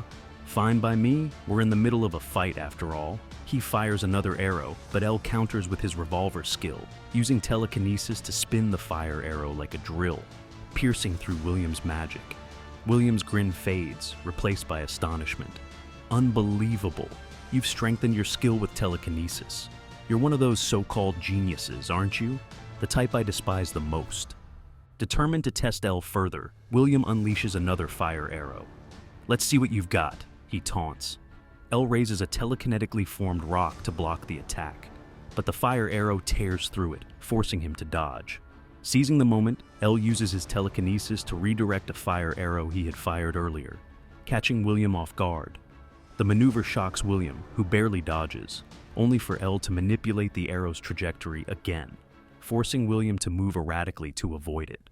Frustrated, William shouts, "Enough playing around!" He retaliates with another fire arrow, but Elle counters swiftly with a revolver, the two attacks clashing midair. William grins, confident Elle has exhausted his fire arrows.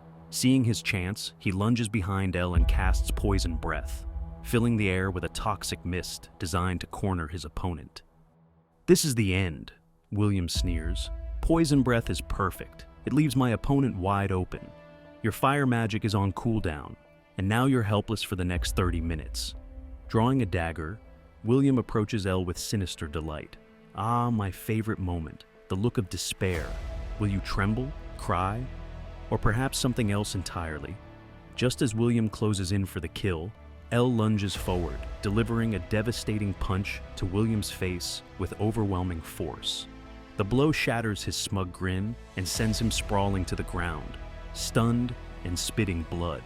As William struggles to comprehend what just happened, a flashback reveals Daibo recounting Elle's ingenious strategy, a technique that had turned the tide in their previous battles. In the flashback, Iburu, the pirate, asks Daibo, "How in the world did you survive that poison? Tell me, how did you overcome it?" Daibo laughs, recalling the moment. "Even if I told you, it wouldn't matter. It's not something you can just do." He calls it room. It's a skill using telekinesis to manipulate the air, sucking and trapping poison within a controlled area. Just when I thought we were done for, he pulled that off. Nothing special, right? Ibru gapes. "That's cheating," Daibo grins. "Exactly. Boss is a cheat character." Back in the present, Elle relentlessly attacks William, combining punches, smacks, and kicks with deadly precision. William gasps, trying to shout, "Poison!" But Elle silences him with a devastating uppercut, drawing blood. Elle follows up with a combination of strikes to William's chest, sending him crashing into a tree trunk. Standing over his fallen opponent, L uses his telekinesis to retrieve his staff. With a calm but resolute expression, he prepares another fire arrow. The flames dance at his fingertips as he takes aim. "This ends now," L says, unleashing the arrow straight toward William.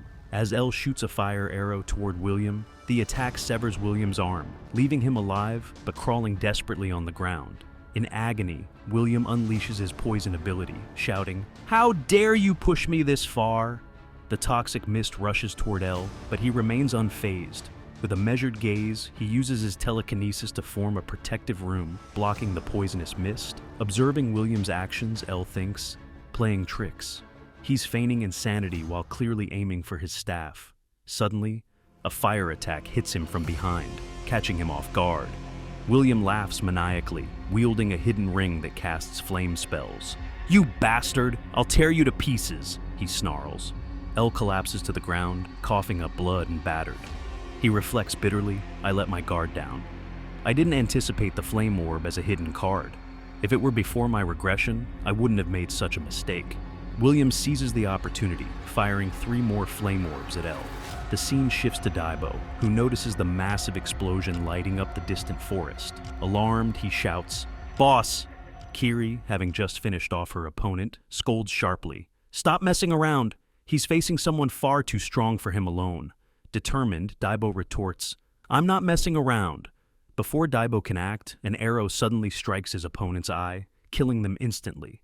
As the body falls, a group of Hobbs armed with weapons charges toward Daibo and Kiri. Daibo grimaces, muttering, "I was wondering why they hadn't shown up yet." Kiri, assessing the situation, adds, "A green Hobb? Focus up. Let's finish this quickly." Daibo warns, "Don't underestimate them. They're tougher than they look. And there's something strange about one of them." Back at the battlefield, William, breathing heavily and vomiting blood, surveys the aftermath. "That damn bastard! Is he finally dead?" Laughing through his injuries, he mutters, "I'll admit, you weren't half bad. To think you'd drive me to this point? Should I have at least asked for your name before killing you?" Suddenly, a voice emerges from the fire. "El Pome." William freezes in shock. From the flames, El steps forward, battered but standing tall. "Remember it well. It's the last time you'll hear it while alive." William, incredulous, snarls, "You cockroach-like bastard! How pointless! Bluff all you want. Your abilities aren't enough." El responds with calm resolve, "Yeah, I gave up on that." He pulls out a mana stone, its glow illuminating his face. William, seeing the stone, bursts into laughter. "A mana stone? You crazy fool. Do you think absorbing that will make you circle up? You need enlightenment from countless experiences, not a mere stone." El, unfazed, absorbs the mana stone. "Enlightenment?" he muses as a third circle manifests on his wrist. "Don't worry, I've had more than enough of that." William, now visibly shaken, stammers, No way! You're bluffing again." He fires 2 more arrows, desperate to end the battle, but El counters with a single fire arrow, which pierces through William's attack. As William frantically casts his flame orb, El uses his telekinesis ring to transform his fire arrow into a high-speed revolver. The projectile drills through the flame orb and strikes William directly, unleashing a massive explosion that obliterates the area. As the dust settles, the battlefield is silent, save for the crackling flames. Only William's scorched legs remain, a grim testament to his defeat. El, standing amidst the destruction, mutters with quiet finality, "I forgot to ask his name." The scene shifts to the Hobbs searching for Daibo and Kiri, who are hiding behind a tree trunk. Daibo lies unconscious in Kiri's arms as she assesses their precarious situation. A little earlier, Daibo had been fiercely battling the Hobbs, swinging his polearm and cutting through one after another. Kiri, while handling her own opponents, kept an eye on him, amazed at his skill. "He's making this look easy," she thought. Daibo, grinning, exclaimed, "I can see your pattern so easily, you bastards." Just as he dodged another attack and moved in to finish a Hobb, a massive fireball struck him from the side. Kiri, shocked, recognized the attack. Orbital flame?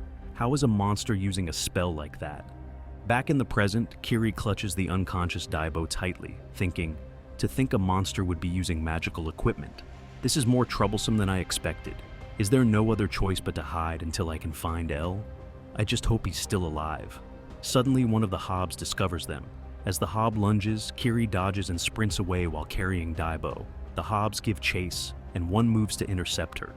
In a split-second decision, Kiri throws Daibo into the air, counters the attacking Hob, and catches Daibo as he falls. Gritting her teeth, she mutters, "These two are such a handful. I can handle them one at a time," but her thoughts are interrupted as another orbital flame spell surges in front of her. Kiri's eyes narrow, thinking, "As long as it's not that one, I can manage." Suddenly, another orbital flame explodes behind them, creating a massive shockwave that sends smoke and debris flying everywhere. The Hobs laugh in triumph, believing their prey is finally defeated.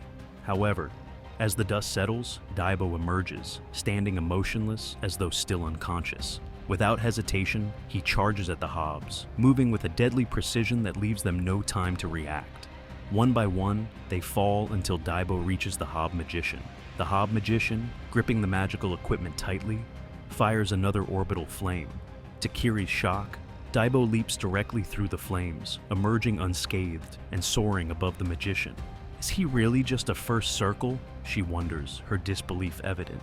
Daibo prepares to deliver a killing blow with his polearm, but the Hob Magician fires a massive orbital flame at point-blank range, sending Daibo flying. Kiri rushes to catch him, but she notices the Magician is also gravely injured, half its face destroyed by the encounter. Enraged, the Hob Magician prepares another orbital flame. Daibo, barely able to stand, attempts to step forward, but Kiri moves in front of him. "Back up! I'll take it from here," she commands as the fireball hurtles toward them. Suddenly, a revolver shot pierces through the orbital flame, extinguishing it and striking the Hob Magician, killing it instantly. Kiri looks on in disbelief as L steps out from the shadows, his abilities on full display. He smirks and says, "Looks like I'm not too late." The scene shifts to Longko, the five-circle adventurer on guard outside the gate. Restless after 4 days with no sign of the adventurers, he grumbles, "It was nice making easy money, but this idleness doesn't suit me. I'll have to decline any defense missions from now on." Suddenly, a commotion erupts as people rush toward the gate. Noticing the gate is breaking apart, Longko's eyes widen. "What's going on?" he demands. Another adventurer, Kite, orders, "Go and call the bishop." Longko observes the collapsing gate and the returning survivors, muttering, "So the raid was completed after all." Among the returning adventurers, only L, Daibo, and Kiri are seen unconscious on the ground. L awakens in a daze, confused about his surroundings. Longko sits nearby, addressing him directly. "You've come to your senses. Now, listen carefully and answer truthfully. Of all those who entered the gate, only the 3 of you from the Gafor Merchant Union survived. What happened inside?" Feigning surprise, L responds, "Only the 3 of us. I had a guess, but it seems everyone else didn't make it." While being healed, L requests paper and pen, claiming he can draw the boss. When he finishes, he hands the sketch to Longko, who reacts with shock but quickly composes himself. Elsewhere, a heated debate erupts among the representatives of the merchant unions. Torail of the Sky Merchant Union expresses disbelief. How could 100 elite adventurers, the best from each union, fail in a red-class gate?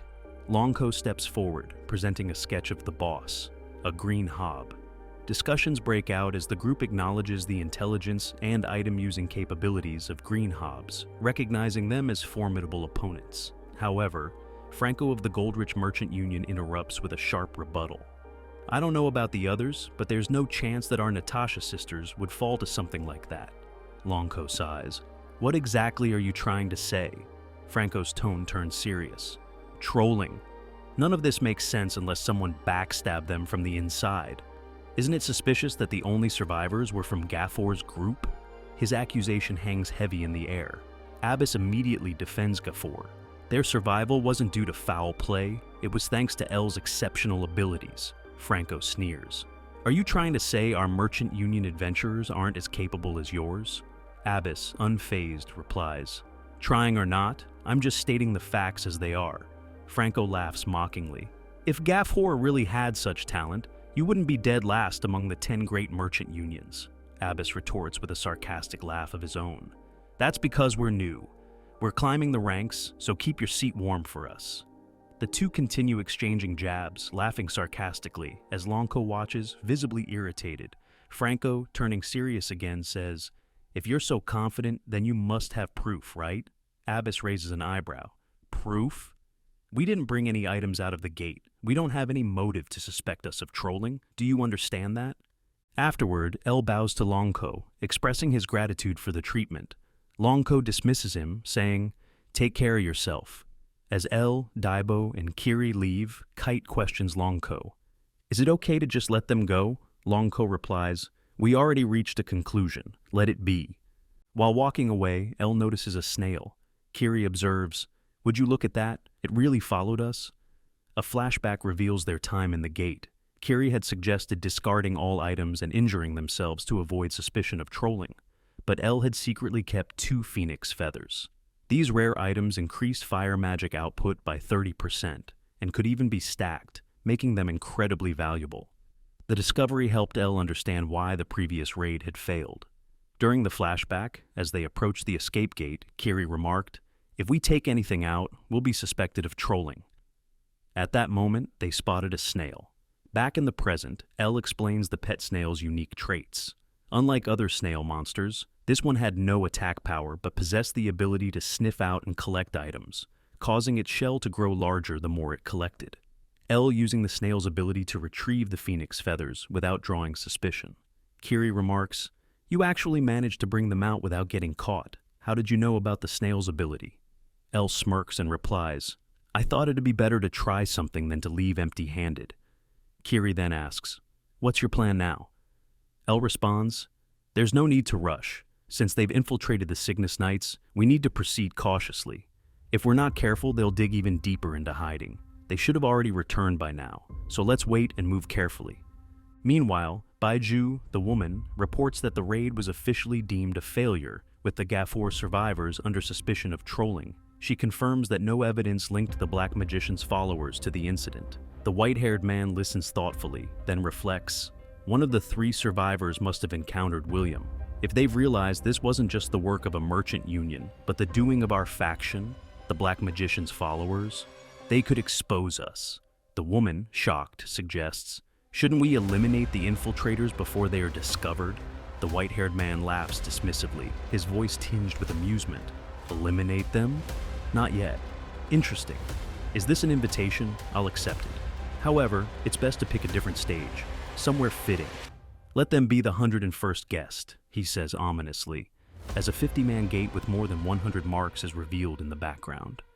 The scene opens with a flashback of Daibo, recounting his painful past. He reflects on the harsh realities of poverty and the helplessness he felt watching his sister suffer from black blood disease. He recalls, "This place was always hell. One day, a woman approached him, a hero, named Aaron.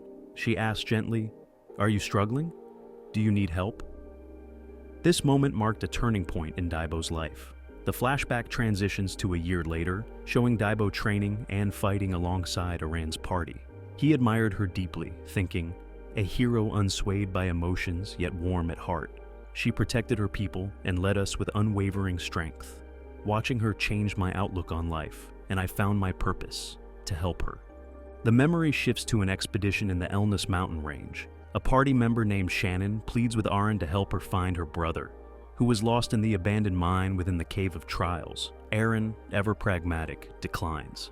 "I don't take personal requests. There's no guarantee your brother is alive, and you're only a third circle adventurer. It's too risky." Daibo steps in, determined. "Aaron, we're likely her last hope. No one else has dared enter the Cave of Trials. I'll ensure her safety. Please reconsider." Aaron hesitates but eventually agrees. The group ventures deeper into the cave, uncovering an area strewn with corpses. Aaron inspects one and grimly notes, "This person's been dead for over a week." Before they can investigate further, a massive monster looms above them and crashes down. Daibo, shielding Shannon, shouts, "That's a Zakum!" As the Zakum lunges to attack, Daibo calls for everyone to fall back, but Aran, ever ready, steps forward. Deflecting its strikes, she shouts, "We're taking the left, Daibo!" Steeling himself, Daibo shouts back, "Got it! Let's end this quickly!" The other 2 party members join the fray, battling fiercely against the Zakum. Meanwhile, Shannon, unable to contribute to the fight, notices a cave entrance and quietly slips inside. After a grueling battle, the group finally manages to subdue the Zakum, their breaths heavy from exertion. As the dust settles, Daibo, struggling to stand and breathing heavily, mutters, "That was just as hard as the rumors said." Suddenly, one party member shouts, "Shannon's not here!" Daibo's heart sinks as he shouts, "What?" They search frantically before Daibo spots the entrance to a cave Shannon had noticed earlier. He clenches his fists and growls. Could she have gone in there? Damn it, why did she act on her own? Aaron assesses the situation and warns, "Get ready, everyone." There's a strong aura coming from inside. Daibo, feeling responsible, volunteers to go alone. Safeguarding her was my duty. You guys guard the outside. But Aaron shakes her head. If it's a threat to Maple World, it's my job to deal with it. Inside, they find themselves in a lava-filled chamber dominated by a massive, eerie tree at its center. Beneath the tree, Shannon sits silently beside a lifeless corpse. Daibo spots her and yells, "Shannon, stay there! Don't move!" She looks up, tears streaming down her face. "Daibo, you came? I knew you would because you're kind, but it's too late now. Do you know the meaning of Zakum? It's the tree of the demon. Those moving statues you fought? They're just its mediums. The true Zakum is this giant tree." Frustrated, Daibo shouts, "What are you saying, Shannon?" Aaron chimes in, "Thanks for the information. So, it has a main body? Shannon, you can relax now. I'll slay this tree. Take cover. It could get dangerous. Or, is there something else you need to do with your brother as a sacrifice?" Shannon, clutching a mana stone, replies ominously, "It seems you don't understand me yet. It has already begun, the moment you stepped into this place. Zakum's mediums aren't limited to just statues." Suddenly, one of the party members, Miria, turns on Daibo, launching a surprise attack and stabbing him in the back. Another party member simultaneously attacks Aran, catching her off guard. Daibo, wincing in pain and disbelief, shouts, "What are you doing?" Miria, her voice seething with rage, snarls, "You're the one who killed my friends." Shannon, standing off to the side with a dark, twisted smile, calmly remarks, "It's useless. They're consumed by revenge. All they see now are the ones they blame for their pain." Her chilling words echo amidst the chaos, amplifying the sense of betrayal. The ground trembles as the lava churns violently, and the real Zakum emerges, a colossal and terrifying monster, its menacing presence filling the cavern. Shannon's demeanor shifts completely. Her hair turns white, her eyes glow an ominous red, and with a chilling voice she declares, "All shall be done for the Lord Black Magician." The fight between Daibo and Miria rages on, with Daibo's mind torn between disbelief and sorrow. Aaron, sensing his hesitation, shouts at him, "Stop being a baby and finish it quickly. She's no longer Miria." Daibo looks at Miria, standing before him with a menacing smile, and knows Aaron is right, but the weight of the situation bears down on him. Meanwhile, Aaron activates her adrenaline boost ability, unleashing a devastating swing that destroys nearby structures and kills her corrupted comrade. Daibo, overwhelmed by guilt and anger, lunges forward and strikes Miria in the chest as she tries to counterattack. Daibo ends her misery. With her final moments, Miria regains a flicker of her true self, thanking Daibo for doing what needed to be done. She whispers her dying request for him to take care of Aran, deepening his anguish. Aaron now focuses on Zakum's massive form and charges, slashing with precision. "So this is your main body?" she shouts, landing a strike. Zakum retaliates, attempting to crush her with its massive fist, but she dodges skillfully. Daibo, shaking off his grief, joins the fray, attacking alongside Aran in synchronized strikes. Their relentless assault begins to damage Zakum, but the monster responds with unrelenting power. As Daibo blocks one of Zakum's devastating attacks, Shannon suddenly rushes at him with a knife, declaring her loyalty to the Black Magician. Aaron acts swiftly, striking Shannon down without hesitation. "Now, all that's left is the statue," she remarks coldly. However, the corruption of Zakum begins to take hold of Daibo. Realizing what is happening, he cries out to Aaron, "You have to kill me! Hurry, before I do something I'll regret." Aaron, torn between her emotions and her duty, shouts back in frustration, "Damn it, forgive me, Daibo." But before she can act, Zakum's influence completely consumes Daibo's mind. Seeing a hallucination of his sister, Dinev, lying helplessly on the ground, his anger boils over, and he accuses Aran of bringing her into this nightmare. Consumed by rage, he attacks her in a blind fury. Now forced to defend herself against both Daibo and Zakum, Arin fights valiantly. Her sharp instincts allow her to dodge and counter their coordinated attacks, but the odds seem insurmountable. Spotting an opening, Arin delivers a powerful ranged attack, damaging Zakum's arm. She follows up with her final toss ability, targeting both Zakum's arm and Daibo, pushing them away and shattering Zakum's limb. Seizing the moment, Arin prepares a final, devastating strike to end the fight. As she charges towards Zakum, Daibo suddenly steps into her path, still consumed by the corruption. Arin, unable to stop her momentum, whispers a silent apology as her attack lands, obliterating Zakum. Later, Daibo regains consciousness, confused and disoriented. As he surveys the aftermath, he notices Aran, barely clinging to life, impaled by his own polearm. Horror and disbelief wash over him. "Arin, why? Why did you do this? I told you to kill me," he cries. Arin, smiling weakly despite her pain, reassures him with her fading strength. "Daibo, we failed once 800 years ago. I'm no longer the one who can stop the Black Magician, but you have potential. You have a strength I never had. You're my only disciple, and I leave the fate of Maple World in your hands." Overcome with grief, Daibo protests. "No, I'm not strong enough. I can't do it." Arin chuckles softly, her voice barely a whisper. "You'll be fine. You're stronger than you think. Now, I'll take a nap." With those final words, she closes her eyes forever. Daibo, devastated, reflects on how Arin's light was extinguished. He recalls having to inform her fellow heroes of her fate, and eventually leaving that place because there was no longer a place for him without her. It was a living hell, a torment born from his inability to protect the one person who gave his life meaning. In the present day, Daibo awakens abruptly, his sister by his side. She expresses relief, commenting on how long he had been unconscious despite having no visible wounds. "Were you having a nightmare?" she asks gently. Daibo, still shaken, murmurs, "A dream? I don't remember." Before they can continue, a knock at the door interrupts them. Daibo's sister answers. Surprised to see a visitor, she calls out to her brother, "It's for you." Daibo steps outside to see El waiting, his composed demeanor betraying the urgency of his arrival. "Our plans have been moved forward. Get ready," El instructs. The scene shifts to Abbas and El, who can be seen having a discussion. Abbas, skeptical of El's survival in the 100-man gate, questions how he managed to raise his circle and come out alive when 97 others perished. El simply confirms the outcome, maintaining his composure. Abbas, growing increasingly suspicious, warns that El will only be rewarded for the raid if he provides substantial information. "You must be in need of money, no?" he probes. El, unfazed, surprises Abbas by handing out a large sum of mesos. "Let me pay off my debt first," settling a 2 million mesos balance in full. Shocked, Abbas wonders how El managed to amass such a sum covertly, and suspects him of operating on the side to maximize his leverage. Abbas, unwilling to lose someone as skilled as El, shifts tactics and offers to renegotiate a contract with a generous signing bonus. However, El bluntly demands 50 million mesos, leaving Abbas stunned. "That's absurd. No one would pay you that much," he exclaims.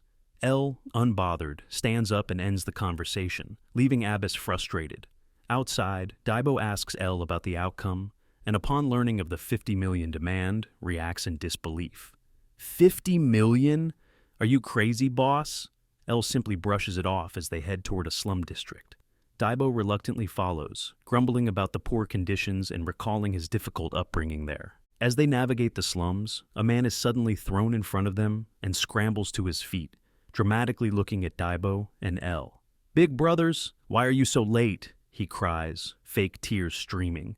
"Those bastards over there started calling me a thief and began beating me up. Please stand up for me. Save me." Clinging to Daibo's shoulder, the man's over-the-top act irritates Daibo, who snaps, "What are you saying, you crazy bastard?" The assailant, a bald man, steps forward angrily, accusing the so-called little brother of stealing and selling off his items. "I'll let you go if his big brother pays me 3 million mesos, he demands. The thief, undeterred, clings tighter to Daibo, taunting, "Did you see me steal anything? With those beady eyes, what could you possibly have seen? Don't blame the innocent and just get lost." The bald man, enraged, prepares to retaliate, but L calmly tosses a bag of 3 million mesos to him, ending the conflict. Daibo, shocked, yells, "Why would you do that, boss?" Ignoring his outburst, L turns to the thief, revealed to be Ralph, and orders, "Follow me." Ralph hesitates but eventually agrees, leaving Daibo fuming in disbelief.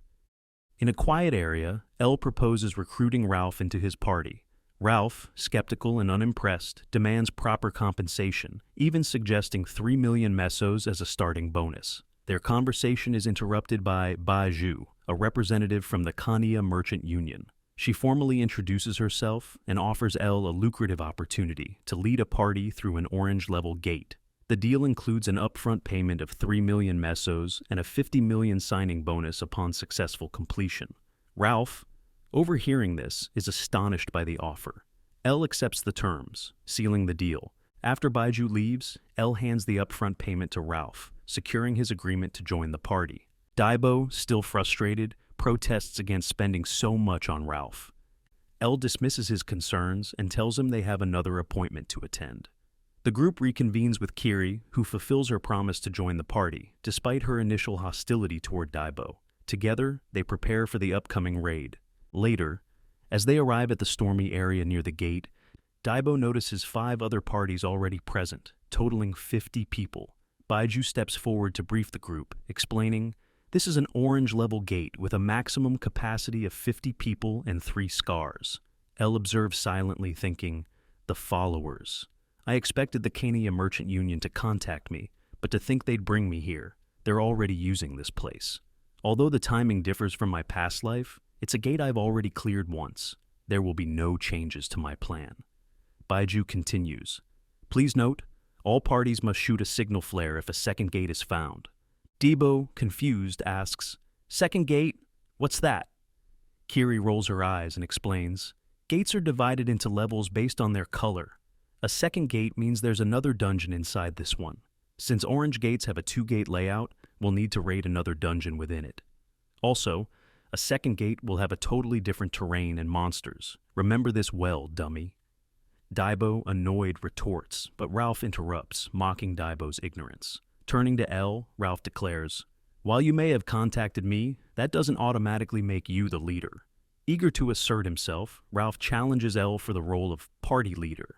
L, unfazed, calmly suggests, "Let's decide the party leader based on contributions in this gate." Smirking, Ralph silently schemes, confident he can manipulate the situation to take control of the group. As L and his party enter the gate, a mix of anticipation and tension fills the air.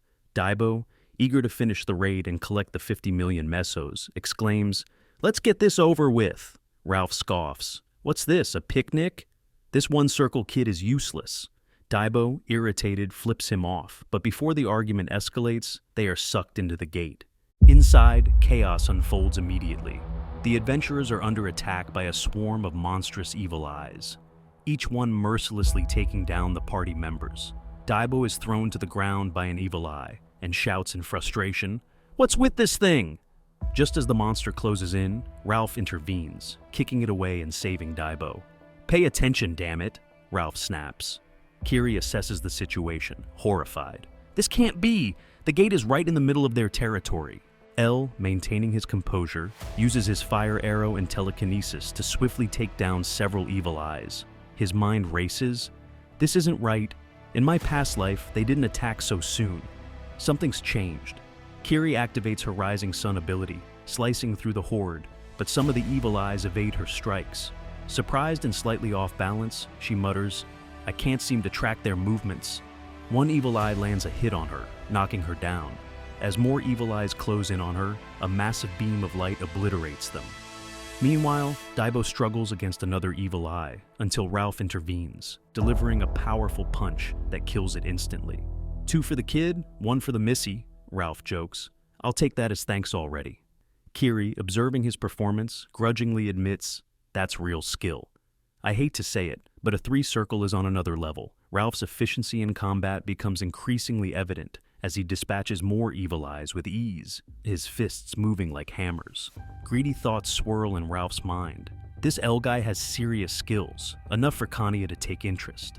I don't know about boss fights, but his regular hunting speed is faster than mine. That guy is definitely useful.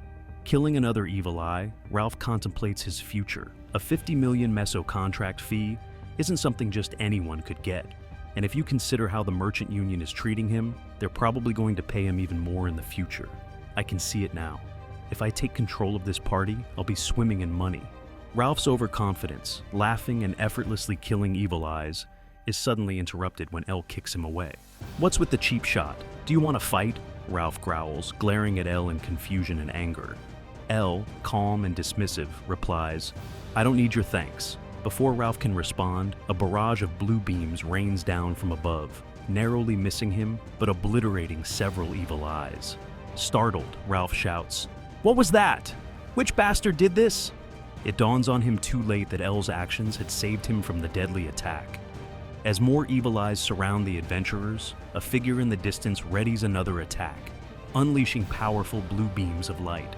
Elle quickly identifies the location of the attack and uses the incoming beams to his advantage, redirecting them to take out the evil eyes pursuing his group.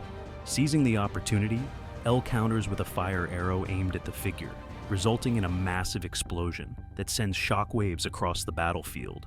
Ralph, watching in astonishment, thinks, "What a crazy idea and flawless execution." Suddenly, Daibo shouts, "Boss, look out!" Elle senses something strange and turns to see a volley of blue arrows hurtling toward him. The arrows strike, causing a massive explosion. But as the dust clears, Elle emerges with minor injuries, his expression tense. "I was sure he was hit, but now he's behind us?" Kiri, overwhelmed by the escalating danger, yells, "This place is too dangerous. We need to retreat." Ralph, still in shock, stammers, "Retreat to where?"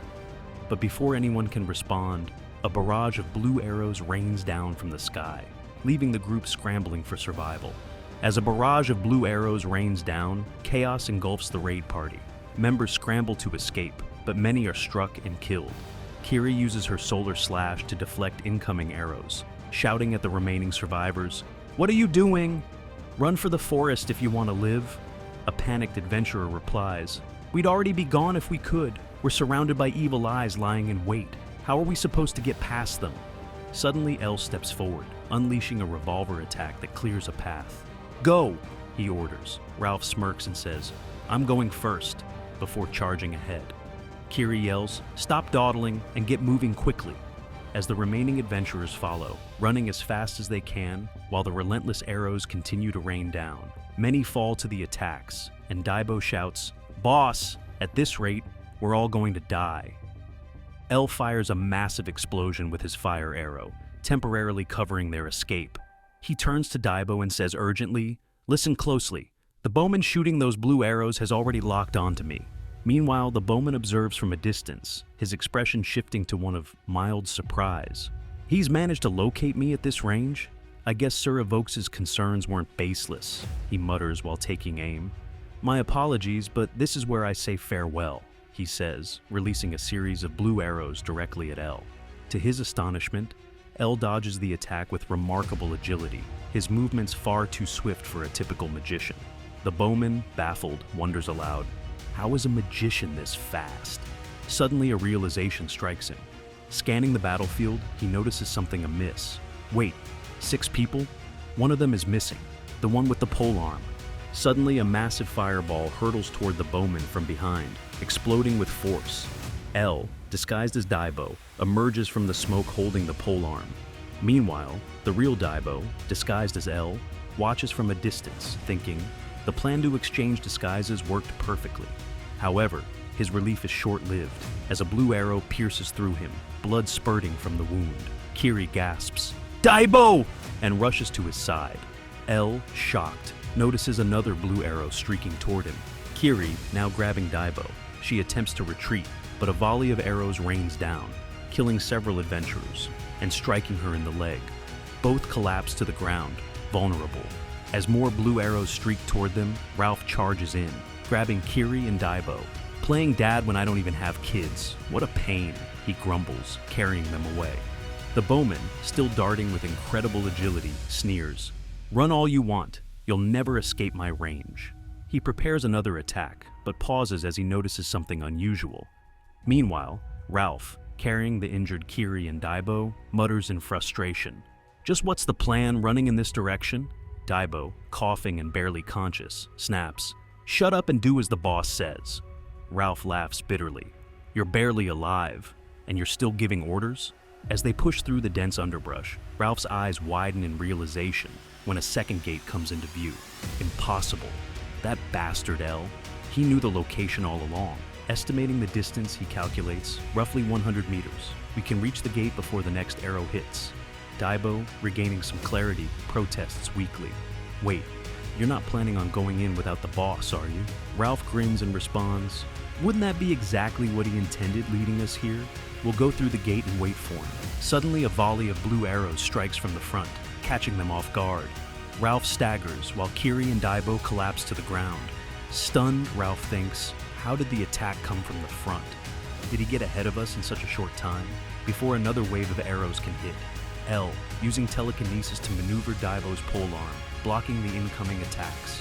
Daibo, clutching the polearm, gasps, "That polearm? Boss took it, I knew it. I knew we'd be okay." In an unexpected move, L uses his telekinesis to lift a nearby log, swinging it toward his comrades. The force sends them flying through the second gate. The bowman, watching from afar, is stunned. That crazy bastard. The battle between L and the bowman intensifies as the latter grows increasingly frustrated. The bowman, shooting at every movement he senses, hits another evil eye by mistake. Irritated, he thinks, why isn't he moving? Is he really going to stay in hiding, stalling for time while looking for me? How stupid. "No problem, I'll play your game, L.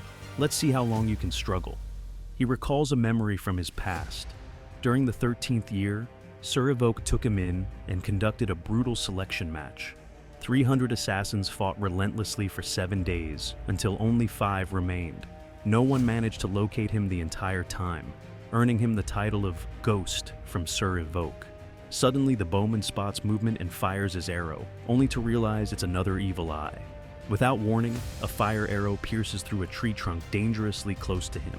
Reacting swiftly, he leaps from branch to branch, taking aim. "Should have figured your position would be exposed with that attack," he muses, firing a blue arrow that tears through a tree trunk. However, there's no one behind it. Another fire arrow comes from behind, forcing him to dodge. Did this bastard use telekinesis to mislead me and misjudge his location? Such petty tricks. Frustrated, he stumbles and makes a run for it as 2 more fire arrows chase after him. He shoots his blue arrows to block them, but the impact disrupts his vision. Another fire arrow comes from behind, but he counters it just in time. However, the impact causes him to fall to the ground. Exasperated by L's relentless tactics, but also intrigued by the challenge. Meanwhile, L hides behind a tree trunk, his mind racing. It's gotten quiet. Has he decided to hide seriously now? That's annoying.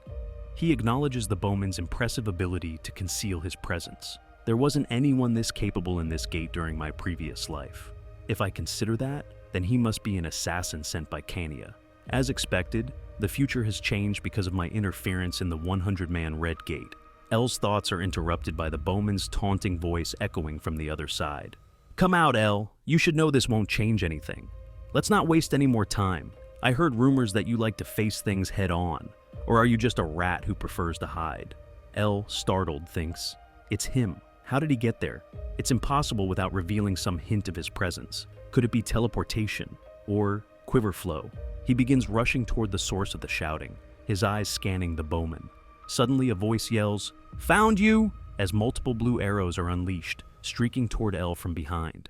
The scene shifts to Ralph, Daibo, and Kiri, who are thrown out of the second gate into a frigid, snow-covered environment. Daibo curses their situation, shouting, "Damn it! We abandoned the boss!" Ralph retorts with irritation. "Did someone tell you to do this? Stop whining at me." Struggling to stand, Daibo grits his teeth and mutters, "Cocky bastard. I'm sure he has a plan, but handling it alone." His attention is drawn to a mountain of skeletons scattered across the snowy terrain. What the hell? This was supposed to be a 3-scar gate. Why are there so many corpses here? Daibo exclaims. Kiri, observing the scene, adds, "This doesn't make sense. The number of corpses is enough for over 100 adventurers. It's nowhere near what 3 parties would account for." She pauses before realization dawns. Damn those Kania bastards. I get it now. It was all a trick, the sudden request, the trolling from the first gate. And now this.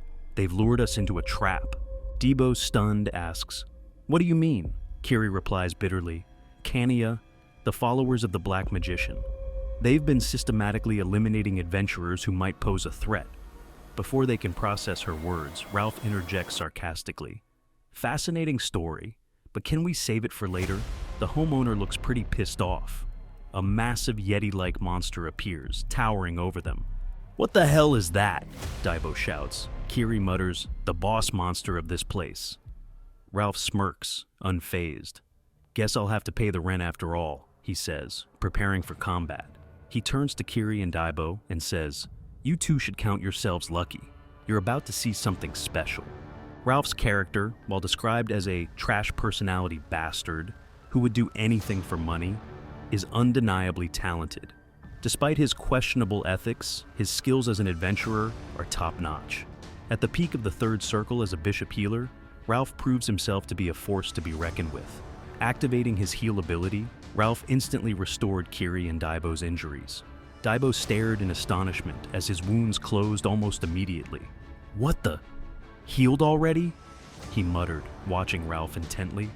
His thoughts raced as he realized, this guy's class isn't a Viper, it's Bishop. Without even relying on skills, he was fighting at such a high level. Kiri, equally surprised, thought he fought all this time without using his primary abilities.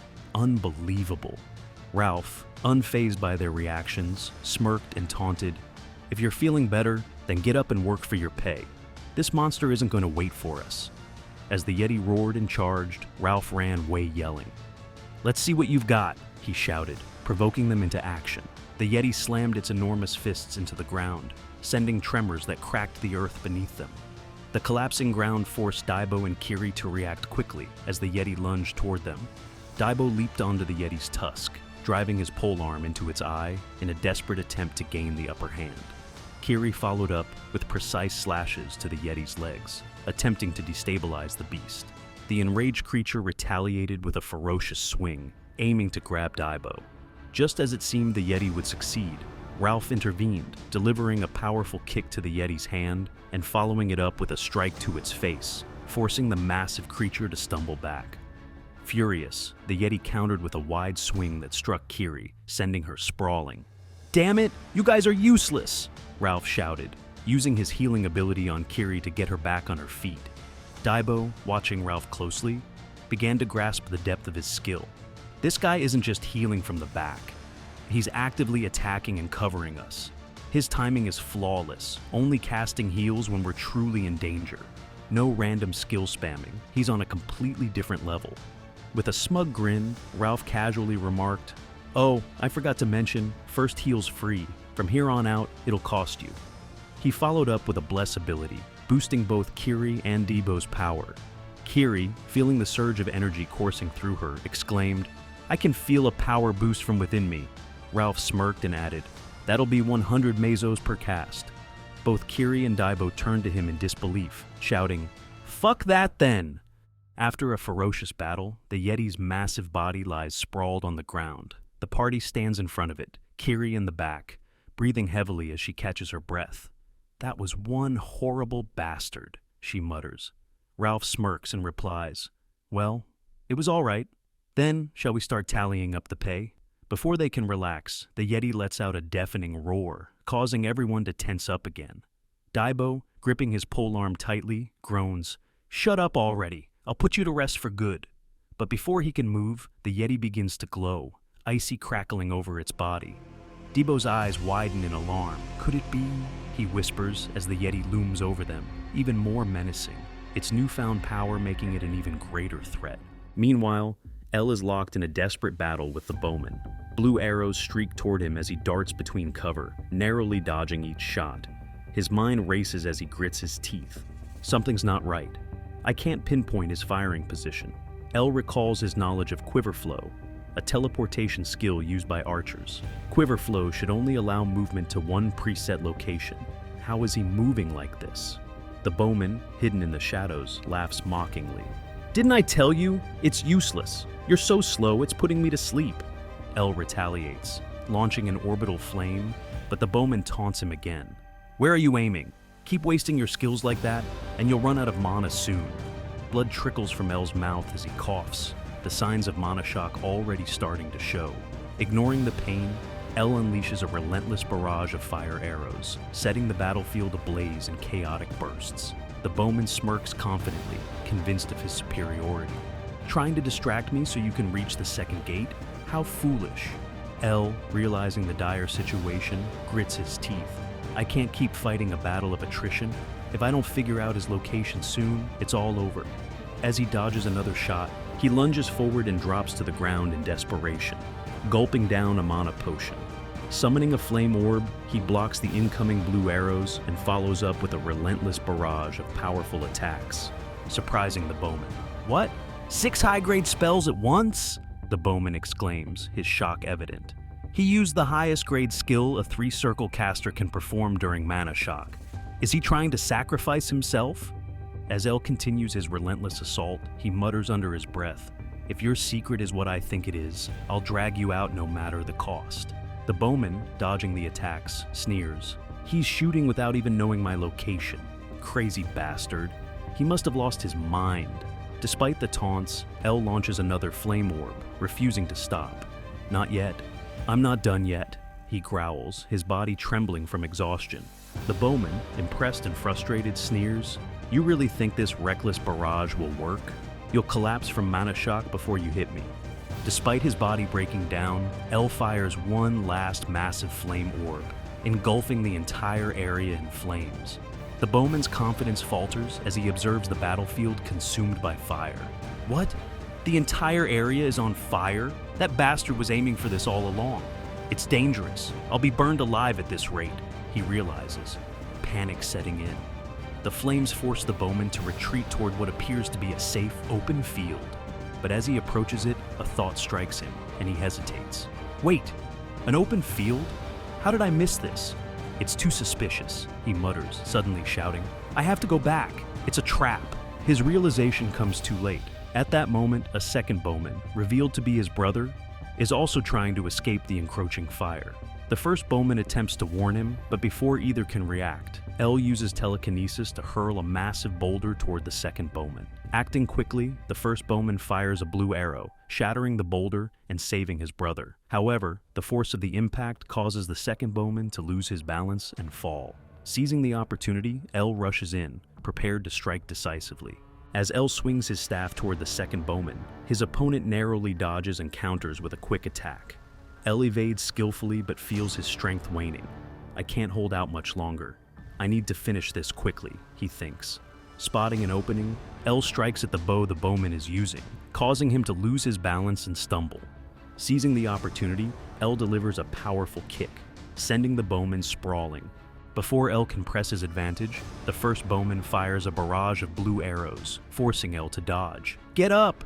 The brother shouts, taunting L and noting that he doesn't have enough mana left to use offensive magic. As the first bowman prepares his next attack, L uses telekinesis to aim a dagger at the distracted bowman. The dagger relentlessly pursues him, controlled by L's telekinesis. Frustrated, the first bowman disrupts the dagger mid-flight with a well-aimed arrow, deflecting it. Enough with these petty tricks, he snarls, readying another shot. But before he can release it, he is struck by multiple rocks hurtling toward him, controlled by L's telekinesis. Meanwhile, the second bowman charges at L with his dagger. L dodges and engages him in close combat, using his staff to parry the strikes. What kind of magician is this? The bowman wonders, astonished by L's proficiency in melee combat. L lands a decisive kick, momentarily disarming his opponent. Using telekinesis, L grabs the discarded dagger and swings it toward the first bowman, while simultaneously countering the melee attacks of his opponent. With calculated precision, L strikes the second bowman's hand, causing him to drop his weapon. As L prepares to land a decisive blow, an arrow pierces his arm, halting his attack. The melee bowman smirks and takes advantage of the situation, kicking L and forcing him to drop his staff. Regaining his weapon, the bowman lunges at L, but L remains calm and focused. He dodges the strikes and counters by grabbing his opponent's arm, twisting it with sheer strength and attempting to dislocate it. The first bowman shouts, Let go of him, as El points his hand toward the ground and fires a flame orb. A massive explosion engulfs the area, sending the melee bowman flying into a tree trunk, dazed and struggling to breathe. The first bowman, watching the aftermath of the explosion, is stunned to see a glowing blue orb-like shield in the distance. Inside the shield, the melee bowman stumbles through the flames, desperately searching for his brother. However, lunging from the shadows, he confronts the melee bowman. The two clash in a final, decisive exchange of attacks, ending their battle. Meanwhile, the first bowman, still outside the shield, looks on in confusion as the protective barrier shatters. He quickly enters, finding his brother struggling to stand, barely clinging to life. Racing to his aid, the bowman supports him, helping him to his feet. But as he glances at the other figure, his eyes widen in horror. The person he thought was his brother is in fact El, having swapped disguises. Using the moment of shock, El strikes with deadly precision, driving a dagger into the first bowman and delivering the final blow. Exhausted and surrounded by the blazing remnants of his attacks, El drops to the ground. Breathing heavily, he mutters in frustration, "I'm getting sick of these bow users." As the battle rages in the frigid winter terrain, the Yeti, now evolved and encased in a thick armor of jagged ice, slams its massive fists into the ground, sending shockwaves that throw Daibo to the ground. Struggling to rise, Daibo looks up at the towering creature, its massive ice spikes glinting menacingly in the frosty air. The Yeti lunges for another strike, but Ralph counters from behind, launching a swift attack. Despite the Yeti's surprising agility for its size, Ralph lands a hit on the creature's eye. However, he's taken aback by the toughness of the ice armor, which absorbs much of the impact. The Yeti roars in anger, quickly swiping at Ralph with its massive icy hand and slamming him against its colossal face. Trapped in the creature's grip, Ralph struggles and shouts, "You bastard!" as he fights to free himself. Before the Yeti can crush Ralph, Kiri intervenes, unleashing her solar slash to carve into the beast's massive hand. Blood oozes from the wound as the Yeti roars in pain, releasing Ralph. "That's one payment down," Kiri quips, grabbing Ralph and dragging him to safety as the Yeti smashes the ground in frustration. The enraged beast leaps into the air, slamming down with a Hulk-like smash that shatters the ground, sending snow and debris flying in all directions.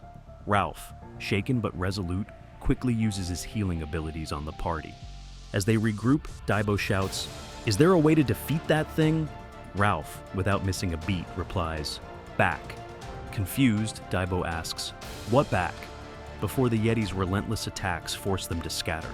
Ralph barks orders, "Get its attention, I need to reach its weak point." Daibo bravely engages the Yeti head-on, drawing its focus while Ralph and Kiri circle behind the beast, aiming for a decisive strike. However, the Yeti, showing remarkable awareness, blocks their attack. Frustrated, Daibo yells, "Damn it! So you weren't just a dumb brute after all." As he lunges toward the creature, mid-air, the Yeti swipes at him, sending him crashing to the ground.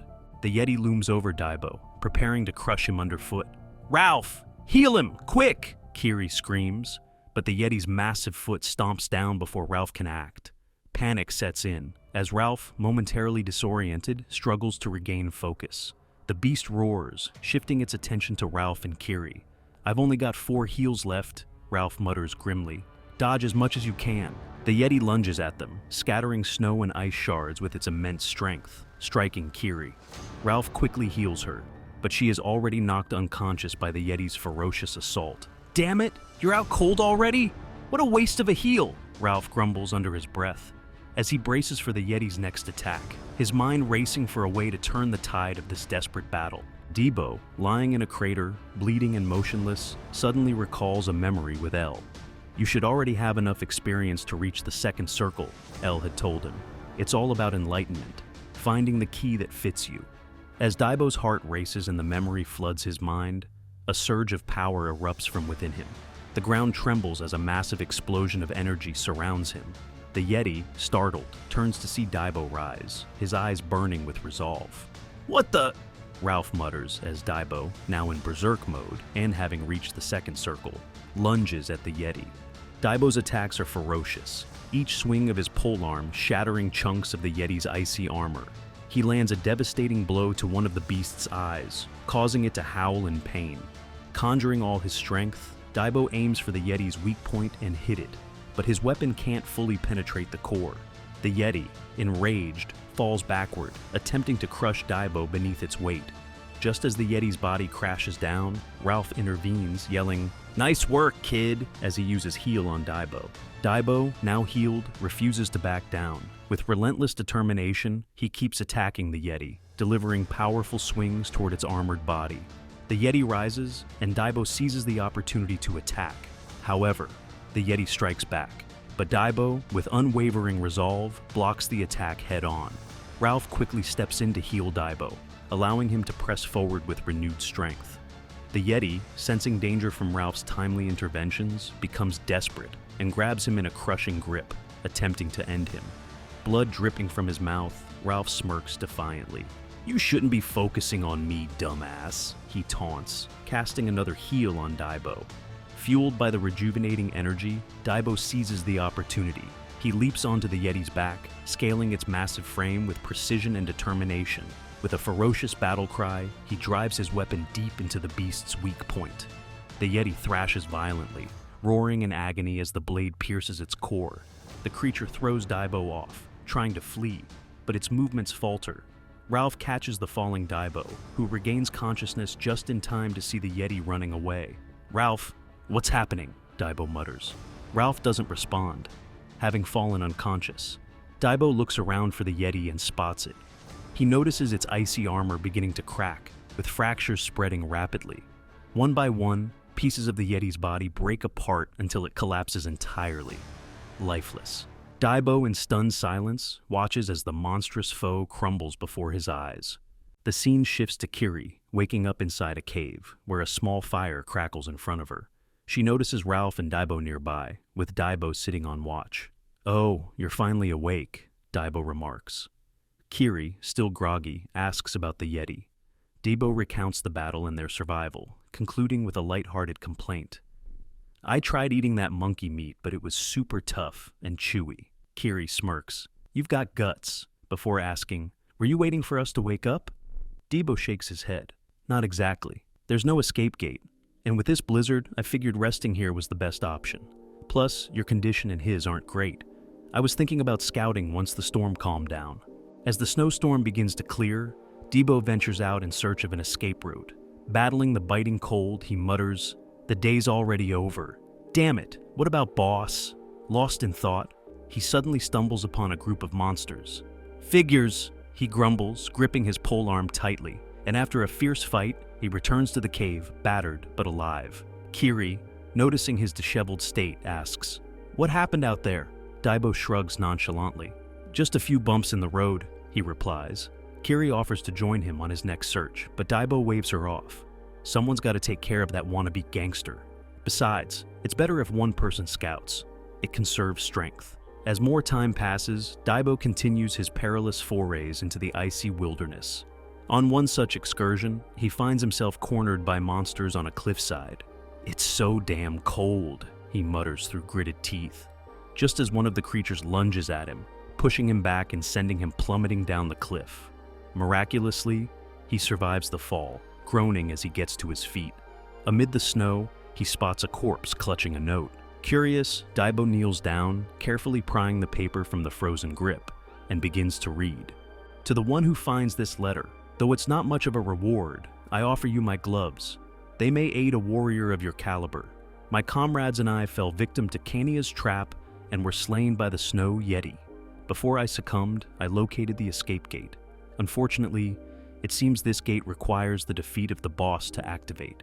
I've drawn a rough map on the back of this letter. I pray you have the strength to escape and deliver this letter in my stead." Daibo pockets the letter, offers a moment of respect to the fallen adventurer, and returns to the cave. He shares the information with Kiri and Ralph as they prepare to leave the gate. Following the map, they reach the escape gate. Kiri activates it while Daibo supports the weakened Ralph. Together, they pass through and emerge back in their previous location. Daibo exhales. "What now?" Kiri suggests, regrouping, but before they can act, they're interrupted by the arrival of a man in a black outfit. "Well, well," the man sneers. "I figured this might happen. Are you saying the ghost truly fell?" Daibo stiffens, recognizing the threat. "It's Kania. This is bad." He evaluates their current condition, realizing they're in no shape for another battle. The black-hooded assassins close in, one sneering, "Don't worry, this'll be over in the blink of an eye." Kiri attempts to defend herself, but is overpowered, taking a brutal hit from one of the assassins. Debo shouts in frustration as another assassin targets him. Just as the blade is about to strike, a sudden fire arrow pierces through the air, striking the attackers and killing them all instantly, one by one. Startled, Daibo and Kiri look up to see L standing confidently, flames still flickering in his hand. "What? Miss me already?" L quips with a smirk. Daibo groans. Yeah, let's just go with that. And since you were late, you better buy us a few beers." With L's timely intervention, they finally manage to escape the gate. The scene shifts to Sir Evoke, sitting pensively while stroking his enigmatic companion, his thoughts consumed by L's sudden reappearance and the disruption it has caused to their carefully laid plans. His calm is shattered when Baiju appears before him. "Sir, L has returned. What should we do about the contract?" she asks cautiously. Sir Evoke's expression twists with shock and fury. Slamming his hand down, he shouts, "Kill him!" Baiju flinches, her composure momentarily shaken. "But," she starts, only for Sir Evoke to cut her off with a resolute tone. "We don't have the luxury of worrying about public opinion right now. He's too unpredictable. His death can be explained away later. We'll fabricate some excuse if necessary." Baiju hesitates, then interjects, "He's not alone." Meanwhile, the story shifts to Ralph, who is loudly critiquing the meal served to him. "This tastes horrible," he grumbles, chewing reluctantly. Debo explodes. "Don't insult my sister's cooking. Shut up and eat it." Kiri, on the other hand, is quietly enjoying the meal and compliments Daibo's sister, who smiles warmly and says, "Let me know if you'd like more." Daibo mutters, "This is exactly why I didn't want to bring you here." Kiri chimes in, "I'm sure Kania has probably already heard the news by now. Splitting up won't be good for us. For your sister's safety, staying here is our best option." Daibo reluctantly nods. Elle enters the room, interrupting their banter. "How's everyone feeling?" he asks casually. Ralph looks up with a smirk and replies sarcastically, "Perfect timing. Let's discuss splitting the report. We can sort out the party leader issue later since our shares are pretty similar. But when are you handing over that extra 7 million mesos?" Daibo, visibly annoyed, snaps, "Are you out of your mind? You want to march into Kania and ask for money in this situation? And don't forget, you claimed I defeated the Snow Yeti all by myself, even though I don't remember it. Meanwhile, you did nothing but sleep while I was out searching for the exit." Kiri, chiming in, adds, "Oh, and I heard Elle supposedly fought a pair of assassin twins." Ralph chuckles sarcastically and remarks, "But did anyone actually see it?"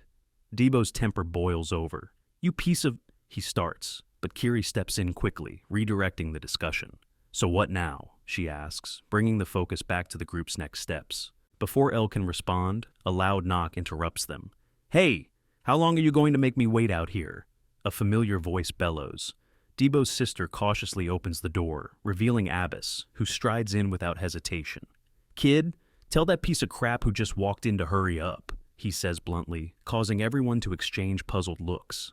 The scene shifts to a flashback of Abbas, sitting in his office with a grim expression. "Damn it.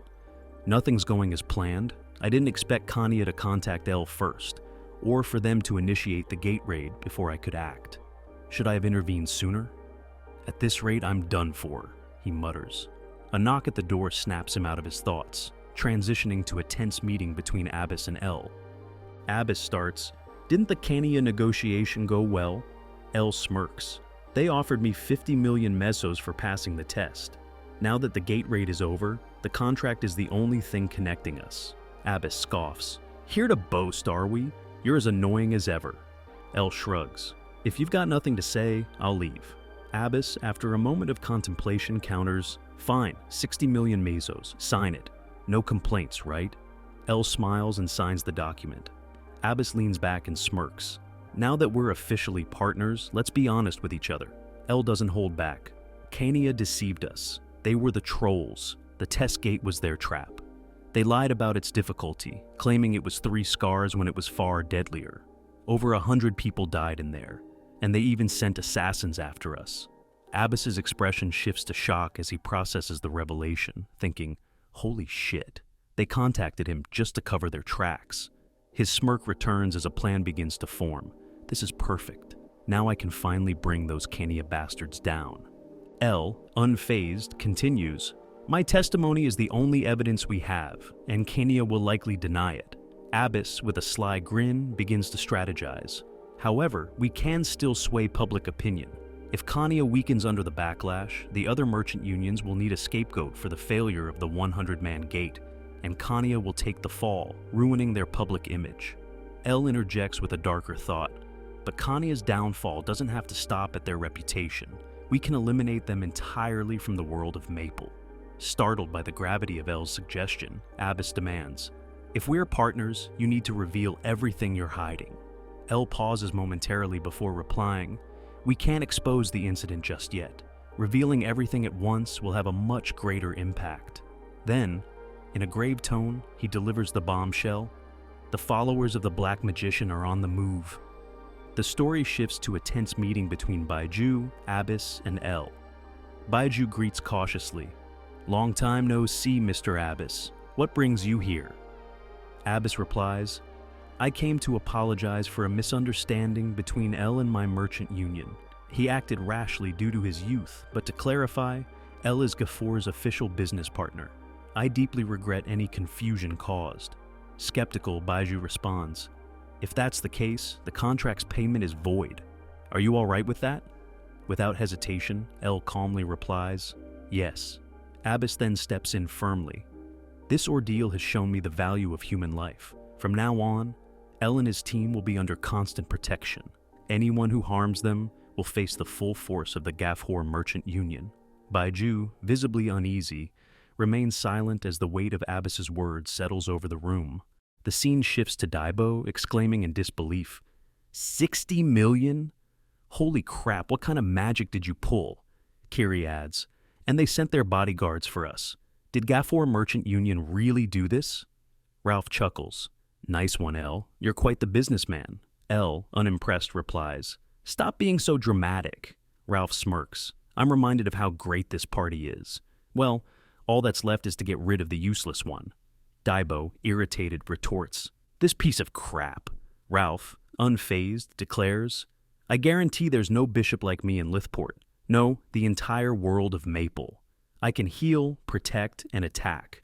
I'm an all-rounder." Daibo responds sarcastically, Yeah, you're the best." Ralph then turns his attention to Daibo. "You, kid, you're a monster. Just what are you?" Confused, Daibo replies, "Huh?" Ralph continues, "I thought you'd passed out, but instead you circled up and defeated the boss mob on your own. There's something about you that defies explanation." Kiri interjects, "Now that I think about it, when he was fighting the Hobbs, he was wild, even while unconscious. What's with you, Daibo?" Daibo looks perplexed. "Even if I tried to recall, I can't remember much. The only thing that comes to mind is an unknown woman. Sometimes we fight. Sometimes it feels like we're close. But whenever I wake up, I forget her face. The only thing I remember is that she uses a polearm." L, overhearing this, is visibly shocked. A polearm? A dream, he thinks. Before the regression, everyone knew Daibo and Aaron were intertwined by a mysterious power. If that woman really is Iran, does a part of Daibo's power from before the regression come back when he's unconscious? Did something go wrong when I altered fate by regressing? Ralph interrupts L's thoughts, teasing, "Well, he's a bit stupid, so it's a problem." Daibo snaps, "You little, think you're so smart." Ralph continues, "Same goes for you, L. You circled up unbelievably fast. Your awareness and judgment are unreal for someone with so little experience. No wonder Ghafor is so desperate to have you. But Kiri," he turns to her, "I'm not sure about you. You have good basics and are clever, expected from Cygnus training. Not bad for a second circle, but you're nothing special." Ralph shrugs. "Let's face it, Ghafor aren't idiots. They used us as bait and paid the price. Now, we're tasked with entering traps laid by Kenya to find followers of the Black Magician. Crazy as it sounds, I'll do insane things if the pay's good. But sharing the reward with someone who's a burden? No thanks. You should just go back to Cygnus." Kiri, frustrated, recalls a memory. In the flashback, Kiri returns to Cygnus after the 100-man gate raid. She's greeted by Sir Kasim, who sneers, "I heard you had some hot work recently. I thought you died in the gate since I hadn't seen you." On your way to Master? Kiri nods silently. Kasim adds, I also heard you joined an explorer party. Degrading yourself like that? You should quit. It's best for you, the Knights, and Master. Saddened, Kiri enters the Master's chamber and announces her resignation. The Master is surprised. What's wrong, Kiri? Are you not the person I thought you were? Kiri, unable to explain, says, I apologize. Someday I'll tell you. The Master looks at her and says, Someday then. I'll report that you've joined an explorer party on a secret mission. Check in with me every 3 weeks, and remember this. You are my disciple and will always be a Knight of Cygnus. Back in the present, Kiri declares, I know it's a lot to ask, but I can't return to Master until I've done something about the follower within the Knights. I don't need money. I just need time. Elle smiles, but Ralph scoffs. Immature. Is it so hard to understand we want you out? Before Ralph can continue, Elle interrupts. Are you confident in your skills? The question catches everyone off guard. Ralph stammers, Hey, what are you saying, Elle? Elle responds calmly, It'd be dangerous if she went off alone searching for followers, given her personality. And Ralph, you seem pretty confident right now, but you're not the only one disappointed in the party's skills. The reason I sent you all to the second gate was because I believed you could handle it easily. But without Daibo, everyone would have died. Ralph, flustered, exclaims, That was no ordinary opponent. You have no right to talk. Elle cuts him off, his tone sharp. A snow yeti wasn't an ordinary opponent? A cool smirk spreads across his face. I've hunted one down on my own. The room falls silent, everyone staring at him in shock. Ralph, incredulous, blurts out, Bullshit! Elle's mind flashes back to his life before the regression, recalling the moment he killed a snow yeti alone. His thoughts linger. I had no choice but to change my plans because the assassin Connie sent was far more skilled than I anticipated. Neither my party members nor I are strong enough as we are now. Ralph interrupts Elle's thoughts, still unconvinced. You hunted a snow yeti on your own? When? You were a slave until... Elle's piercing gaze cuts him off, his voice low and commanding. Don't believe me? Want proof? Ralph, caught off guard by Elle's ominous demeanor, quickly backs down. No need for that. Elle, a faint grin playing on his lips, responds, Good. None of us are strong enough as we are now. You have a month until the next raid. His tone grows serious as he locks eyes with each of them. For this kind of situation, there's only one answer. Violence is the way. The scene shifts to Baiju, kneeling before Sir Evoke.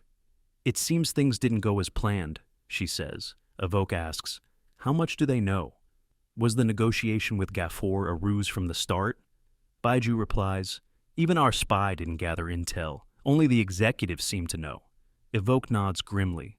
Gafford shouldn't be an issue. They're nothing compared to the Maple Association. But I have a bad feeling. Could Elle have done all this with just Gafford's backing? Get me more intel on them. Baiju disappears into the shadows as Evoke mutters, I hope Elle proves to be an interesting enemy. The story transitions to a lush green forest. Ralph, bruised and exhausted, is thrown to the ground. Kiri, also struggling, watches Elle approach them. Land a hit on me and training ends for today. But Ralph scrambles to his feet, yelling, Get away from me! Daibo, seated nearby in meditation, shouts, Damn it, you're too loud. How am I supposed to concentrate? He recalls Elle's words. You need to voluntarily harness the power you access when you're unconscious. It might not work, but it'll be interesting if it does. Frustrated, Daibo mutters, Is this really going to make me stronger? After the grueling training session, Ralph is seen sporting a bruised face. Is this really what you call training? He groans. As Elle replies, What do you mean? I just adjusted the difficulty to match your circle level. Ralph glares, muttering, It felt personal. Daibo smirks and sarcastically quips, You look so handsome like that, laughing harder at Ralph's misfortune. The light-hearted moment shifts when Daibo turns to Elle. There's something I wanted to talk about, Daibo begins, pulling out a relic he found during their gate escape. I was able to make it out thanks to this. I figured it'd be right to return it, but I don't know where it belongs. Elle's expression changes as he sees the relic. His eyes widen slightly before he calmly takes it. I have an idea where it goes, he says, his voice steady. Don't worry, I'll take care of it. Now, go to bed early tonight. Starting tomorrow, you'll be joining the training too. Daibo's jaw drops, and Ralph bursts out laughing. Meanwhile, outside, Kiri is training relentlessly, swinging her sword with fierce determination. Her breaths are heavy as memories of Qasim's harsh words echo in her mind. You're not talented. Anger fuels her movements as she intensifies her practice, determined to prove her worth. The scene transitions to El walking through a shadowy alley. He approaches an inconspicuous door and knocks. A voice from the other side demands, "Who are you?" El holds up the relic and says plainly, "The mailman." The narration shifts to an explanation of the gate destruction incident, a bizarre event where gate entrances were mysteriously destroyed. The affiliated merchant unions sent investigators, but no culprits were ever found. The gates would later reappear near their original locations, ceasing to be destroyed afterward. El's thoughts reveal, I eventually realized who was behind it. Cross Hunter, a secret organization that destroyed gates set as traps by the followers. Their sacrifices went unrecognized, but this time it'll be different. Inside the room, weapons are drawn, and hostile gazes lock on El.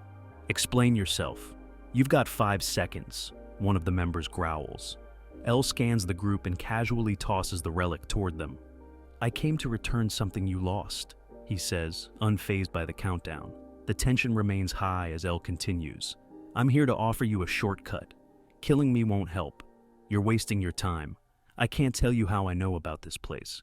But if you kill me, as the countdown reaches 2, El calmly interjects, Edelstein Assembly Basement. That's where your leader's location will be exposed. His words bring the countdown to an abrupt halt. A woman steps out from the shadows, pointing a gun at him.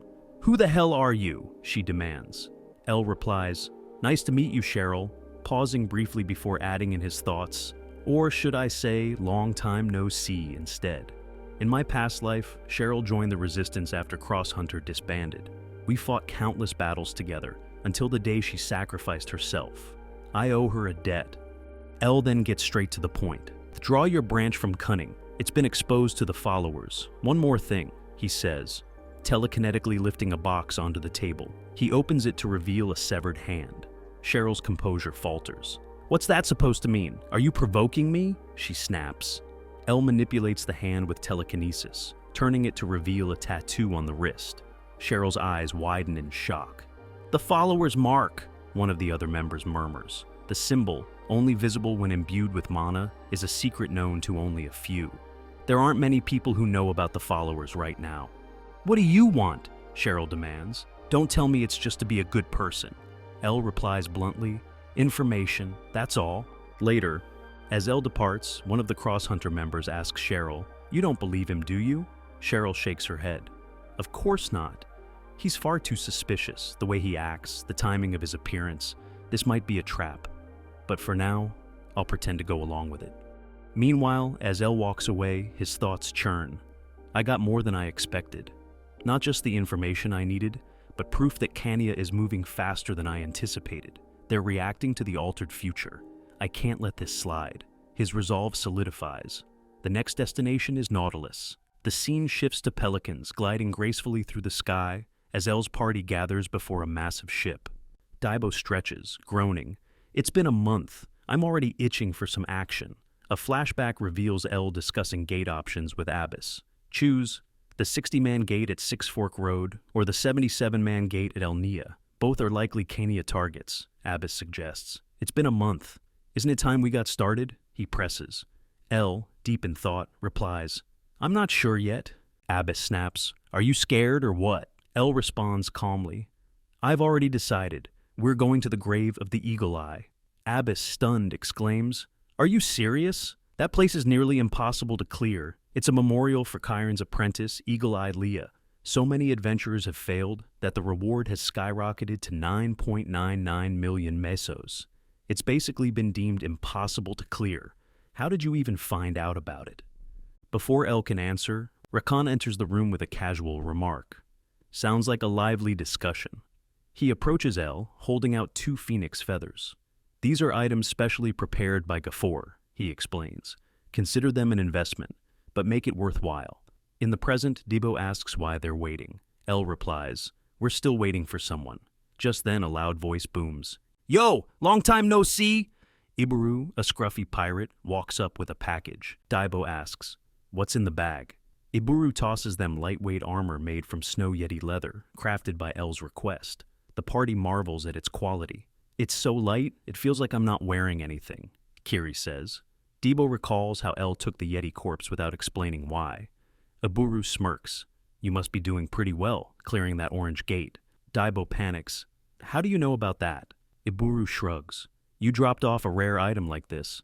It wasn't hard to figure out. But don't worry, I'm the only one who knows. Oh, and there's one spare outfit." L glances at him and says, "That's yours." Iburu laughs. "Mine? You're being generous. Thanks, but I don't know what I'd use it for." L repeats himself firmly. "It's yours." Now confused, Iburu stammers, "Huh?" L, unfazed, responds, "We don't have time. Get changed quickly." The scene shifts to a pirate ship where Mineru, a fierce warrior, basks in the glory of clearing a 200-man gate. Later, she approaches her mentor, Captain Chiron, seeking permission to raid the grave of the Eagle Eye, but is firmly denied. Frustrated, Minoru argues, "We cleared a 200-man gate. A 74-man gate should be easy. I'm way stronger than Eagle Eye Leah ever was." Chiron, remaining calm yet authoritative, responds, "Are you talking back to me right now? Should I take this as insubordination?" Mineru, trembling with anger and desperation, retorts, "Then what about avenging Leah? You know how hard I've tried?" Chiron's tone sharpens as she repeats, "Leave!" Frustrated and disheartened, Mineru drowns her sorrows with her crew. Slamming her drink down, she vents, "She's never going to give me permission. Should I just ignore her and take down the poster? She's too overprotective." One of her crewmates chuckles, "It just means she cares about you." Suddenly the door bursts open, and a pirate rushes in, shouting, "Someone took the wanted poster for the grave of the Eagle Eye." Minoru's eyes blaze with fury as she leaps to her feet, storming out to confront the culprits. L's party strolls through the area, drawing hostile glares from the Nautilus pirates. Debo mutters, "What's with the atmosphere? Feels like we're about to get shot." To which Kiri quickly warns, "Keep your mouth shut. We've broken an unwritten rule." She explains the Nautilus code. Whoever takes down a wanted poster first has priority for the gate, and taking a poster claimed by another group is forbidden.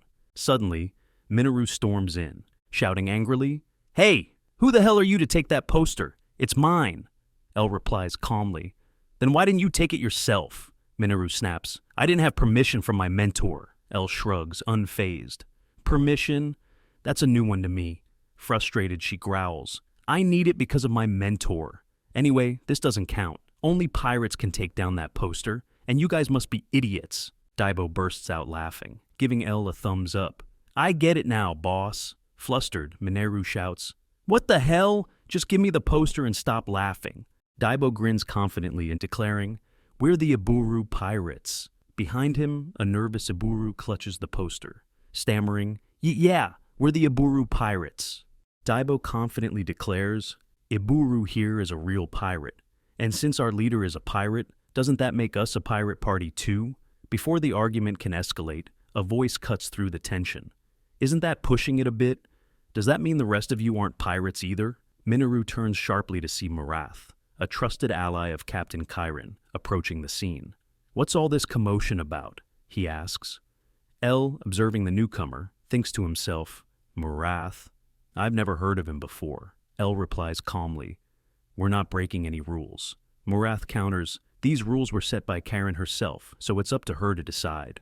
Looking over L's group, he narrows his eyes and asks, "Where are the rest of you? I assume there's more than 5? L meets his gaze and responds evenly, "No, it's just the 5 of us." Marath, narrowing his eyes, responds, "That's suspicious. What's your name?" L introduces himself, sparking murmurs among the crowd. Shocked onlookers whisper, "L? I've heard of him. Isn't he a survivor of the infamous red-ranked 100-man gate?" The crowd buzzes, with some acknowledging his group's strength. Meanwhile, Daibo grins, pleased by the recognition, but his mood sours as others dismiss them as cowards who barely survived, pointing out, "Minoru cleared an orange-ranked 200-man gate." Embarrassed by her supporters hyping her up, Minoru mutters, "You're not wrong, but you're being dramatic." Marath, trying to mediate, proposes a compromise. Since you took down the poster first, you get priority. But why don't you give the remaining 69 spots to another party? L agrees, but decides to sell those spots for 100,000 mesos each, with a maximum of 10 people allowed. Overhearing this, Minoru later devises her own plan. Her friend, concerned, asks, "Are you serious? Why not just wait for them to fail and then go in? And what about Chiron?" Minoru replies firmly, "I don't have time to wait. I'll deal with the consequences later. I can't let anyone else take this gate, no matter what." As the scene shifts, Ralph questions L's decision to open only 10 spots. "You just threw away 690,000 mesos," he exclaims. Kiri interjects, "There'd be too many people if we allowed more. Have you forgotten about the followers?" L reflects internally, "I can't change my mind. Their goal this time is Captain Chiron's second disciple. Leah, her first disciple, also died in the Eagle Eye Gate. After losing her second disciple in the same place, Karen went into shock and isolated herself. The followers exploited her vulnerability to destroy the Nautilus pirates. This should have happened 2 years from now, but it's different now. L realizes events are progressing faster due to Kania's accelerated plans. I need to stay ahead of them. I have to limit the number of people entering to ensure her safety. I also need to minimize mana usage. I can't repeat the same mistakes." Meanwhile, Iburu stands in the back, watching the commotion unfold with a deadpan expression, thinking, "What am I even here for?" Later that night, L hears a knock on his door. Ready for trouble, he cautiously opens it to find Captain Chiron and Murath standing there. Surprised, he asks, "Captain Chiron, what brings you here so late?" Chiron, with a serious expression, bluntly asks, "Are you a follower of the Black Magician?" L, shocked, thinks, "How does she know about the followers? Did the future change again, or has she known all along?" Murath presses, "You seem pretty shocked. Are you associated with them?" Collecting himself, L denies it, replying, "No, I'm not. I'm just surprised to hear those words from you." Chiron questions further, "So you don't doubt the followers exist? Then how can I trust that you aren't one of them? Do you have any evidence?" L responds calmly, "I don't have evidence, but I assumed you approached me because you already knew who the followers are and what kind of relationship I have with them. Otherwise, you would have shot me long ago." Karen confirms her connections to the Cross Hunters and reveals, "The followers are tied to the Kania Merchant Union. They are your enemies, but that doesn't mean you're my ally." L replies, "I could be. I assume there's something you want from me." Karen explains the dire situation, revealing the Black Magician's followers were behind Leah's death and have deeply infiltrated Nautilus. She fears they are targeting Mineru, the ship's current symbol, and warns that her death would bring chaos to Nautilus. Proposing a deal, she says, "Protect Mineru during the raid on the grave of the Eagle Eye, and I'll reward you with an item from the Nautilus treasure storage." Understanding the stakes, L agrees, steeling himself for what's to come.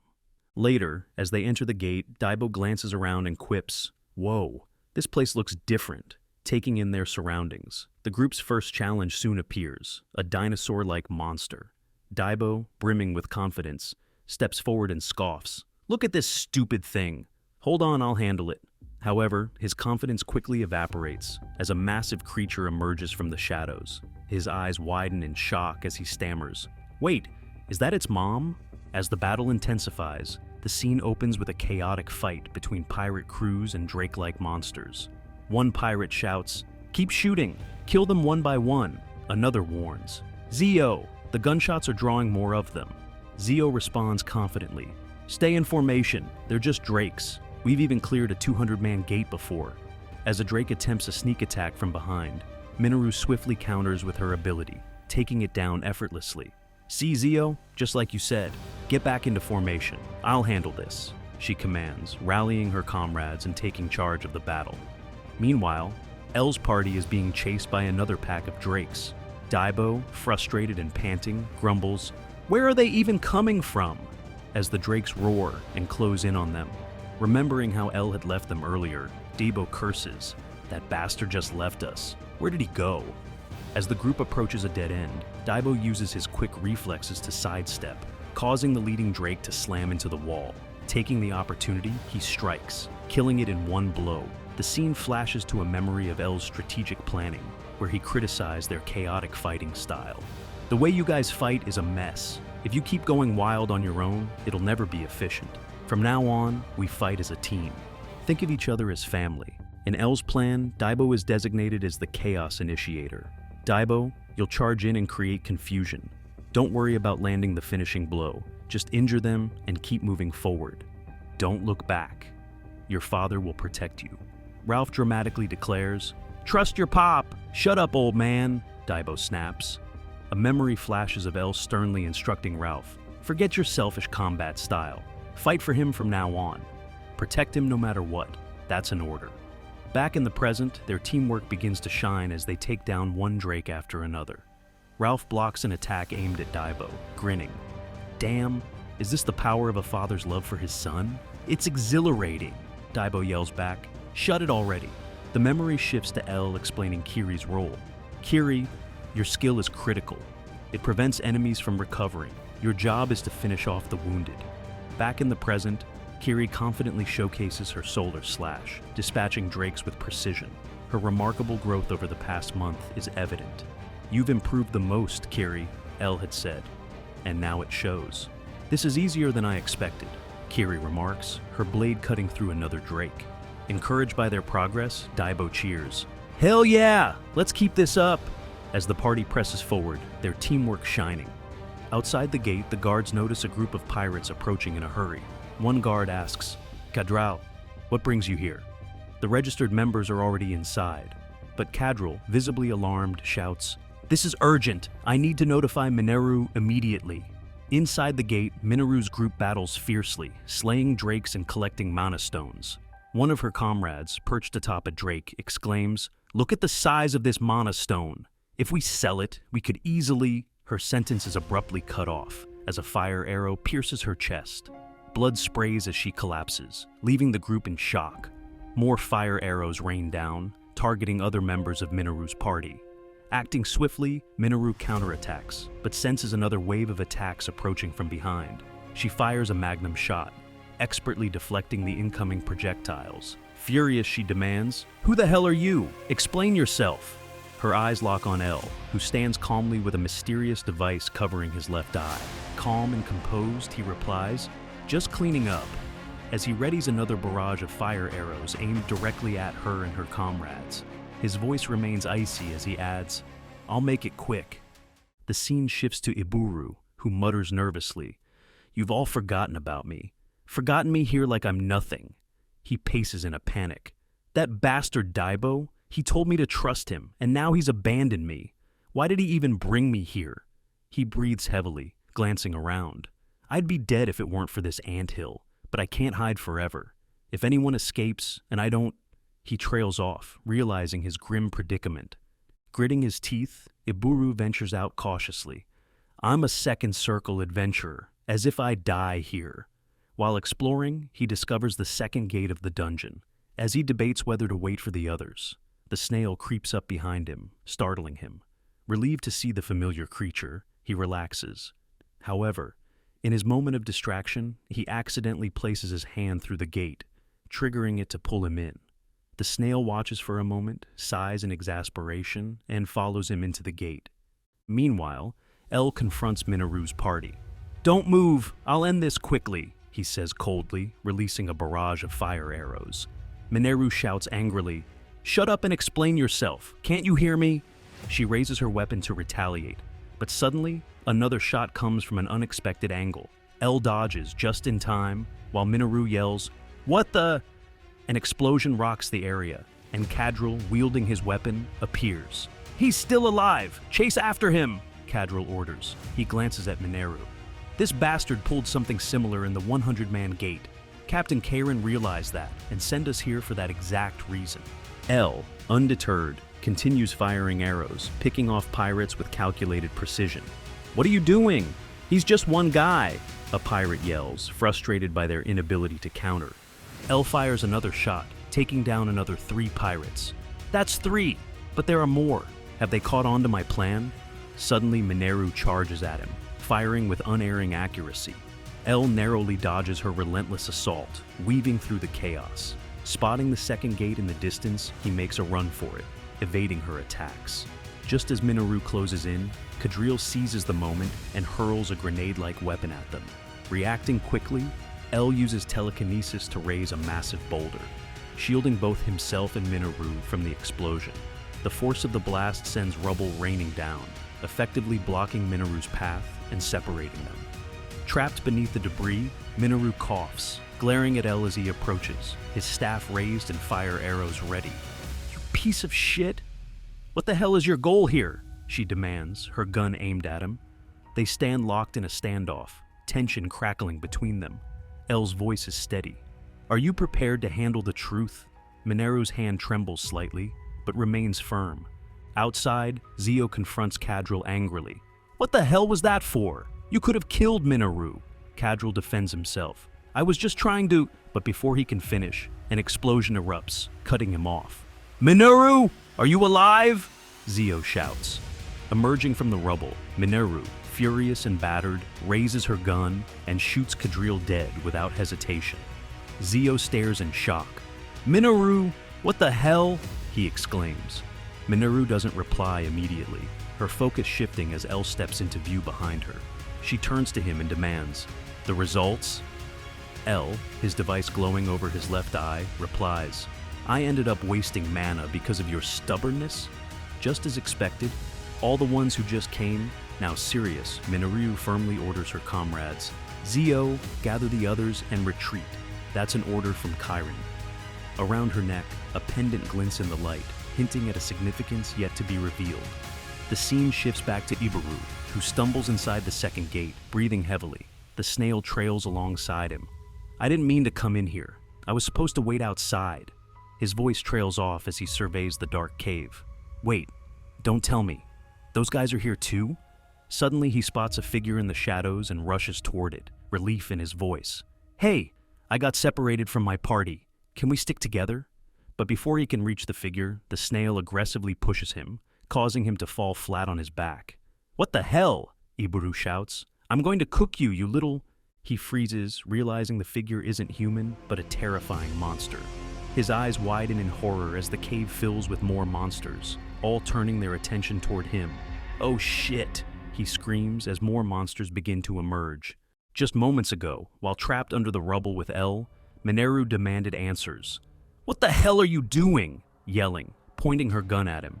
L remains composed and replies, "Do you know how Eagle Eye Leah died? Beyond these boulders are the Black Magician's followers. They're the ones responsible for her death." Minoru, shocked, protests. "That's nonsense," L counters. "Karen knows all of this. That's why I'm here. Don't you see? Their goal was to isolate you from Karen because you're their next target."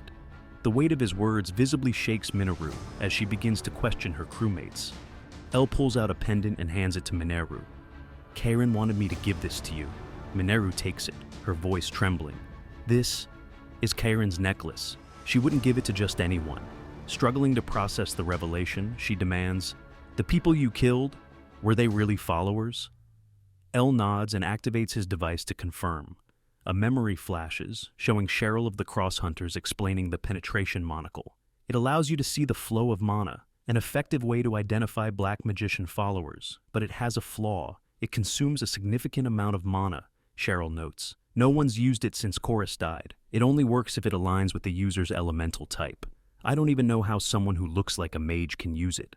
I don't trust him either, but for now, he seems aligned with our goals, Cheryl adds. Her comrade interjects, "It could be a trap." Cheryl shrugs. "What choice do we have? He's already using it. If his mana doesn't hold up, he'll just die before it's useful." Back in the present, L uses the penetration monocle, thinking, "It was a pain to deal with followers even before my regression. Their tattoos don't appear unless imbued with mana, and they can place them anywhere on their bodies. But just because they're hidden from the naked eye, doesn't mean they don't exist." He approaches Cadriel's body, lifts it with telekinesis, and exposes the tattoo of the Black Magician on the dead pirate's forehead. The shocking revelation leaves the pirates and Minoru's comrades stunned. Chaos ensues as some pirates shout, "Kill them all!" Chaos breaks out as the pirates-turned followers attack relentlessly. L counters with telekinesis and fire arrows, but his mana reserves are depleting fast. "We need to cross the second gate and regroup," he says. But Minoru, consumed by rage, shouts, I'll kill them all myself! Amid the battle, a follower activates a skull-shaped artifact, shrouding the area in a disorienting purple mist. Minoru struggles to see and narrowly dodges a bullet grazing her cheek, while a mocking follower taunts her inability to navigate the illusion. Just as another follower aims to kill her, L saves her in time, stunning the artifact user. How can he see through this? The enemy exclaims as L uses the penetration monocle to perceive the flow of mana, cutting through the illusion. As multiple energy shots are fired at him, he forms barriers from rubble using telekinesis. With precise fire arrows, he eliminates the attackers one by one, gradually turning the tide of the battle. The fight intensifies as one of the followers unleashes a devastating cannon attack. L counters with enhanced fire arrows, their power amplified by the 4 phoenix feathers in his possession. When more followers fire at him simultaneously, L uses his revolver attack, deflecting all incoming projectiles. Seizing the moment, he lunges at the artifact user, chopping off his hand and destroying the artifact with a powerful flame orb. The artifact shatters, dispelling the purple mist and allowing Minoru and her comrades to regain their vision. In a desperate last effort, the follower hurls multiple grenades across the battlefield, causing explosions and scattering rubble everywhere. L, prepared, uses telekinesis to create a floating rock, grabbing Minoru and her comrades as he makes a swift retreat toward the second gate. With his mana nearly depleted, L knows they must escape quickly. However, just as they approach the gate, a pirate ambushes them, landing a brutal strike on Minoru and knocking her off the boulder. The attacker follows up by throwing a grenade at L, triggering a massive explosion that hurls him into the second gate. The gate collapses immediately after his entry, leaving Minoru battered and slowly regaining consciousness, staring in despair at the now destroyed gate. The followers discuss the destroyed gate, wondering aloud if L managed to escape. One reassures the group, "Don't worry, the gate will reappear nearby. Our real goal is to kill Minoru." Meanwhile, Minoru faces off against a pirate with enhanced defenses. She fires at him, but her bullets fail to penetrate his shield-like ability.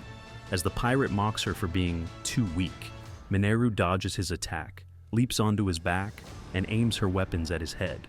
Instead of a fatal shot, she fires at his leg, immobilizing him. As more enemies open fire, Minoru uses his body as a shield to block the incoming attacks. With precision, she retaliates, taking down the attackers. The pirate, in a last-ditch effort, tries to counterattack, but Minoru presses her gun into his chest, then jams it into his mouth, pulling the trigger and finishing him. Panting heavily, she challenges the remaining foes, "Come at me all at once." The scene shifts to Daibo, Kiri, and Ralph outside multiple gates. "There's one here too," Kiri notes. Ralph explains, "These are second gates. Once a certain number of people enter, the gate closes, forcing others to use the remaining ones. They're connected to different places in the second region. With no way to coordinate, they choose a gate and enter. Inside, they begin searching for L. However, Daibo spots Iburu being chased by a monster, shouting, "Guys, you came to save me!" Daibo yells back, "What the hell are you saying? Don't come this way," as the group flees. Meanwhile, L battles the relentless zombie-like monsters, realizing they lack cores and can't be killed with normal attacks. These aren't ordinary monsters, zombified corpses, he thinks, following a string of mana connecting the monsters to a distant source, pushing forward through a wall until he spots Daibo in the second gate as well. However, exhaustion overtakes him, and a sharp pain in his eye forces him to halt. "I don't have the mana to keep this skill up," he mutters, just as the creatures close in. Suddenly, Minoru bursts into the gate, shooting the roof and causing boulders to crush several monsters. Kevin rushes to her, but she warns, "Move unless you want to die," and unleashes a massive explosion, temporarily thinning the horde. With many monsters still standing, Zayo and Kevin panic. "What now? We're out of ammo." Minoru replies, "I can use that one more time. I just need to imbue all my mana." Before she acts, L interjects, "Wait, we need that skill." As Minoru protests, L quickly assesses the situation. "There's 1 kilometer between us and Daibo's group," he says. "I need 5 minutes. No, 3 minutes. Minoru, puzzled, asks, "What can you possibly do in 3 minutes?" Without hesitation, L begins consuming mana stones, his determination unwavering. "Gate clear," he declares with resolve.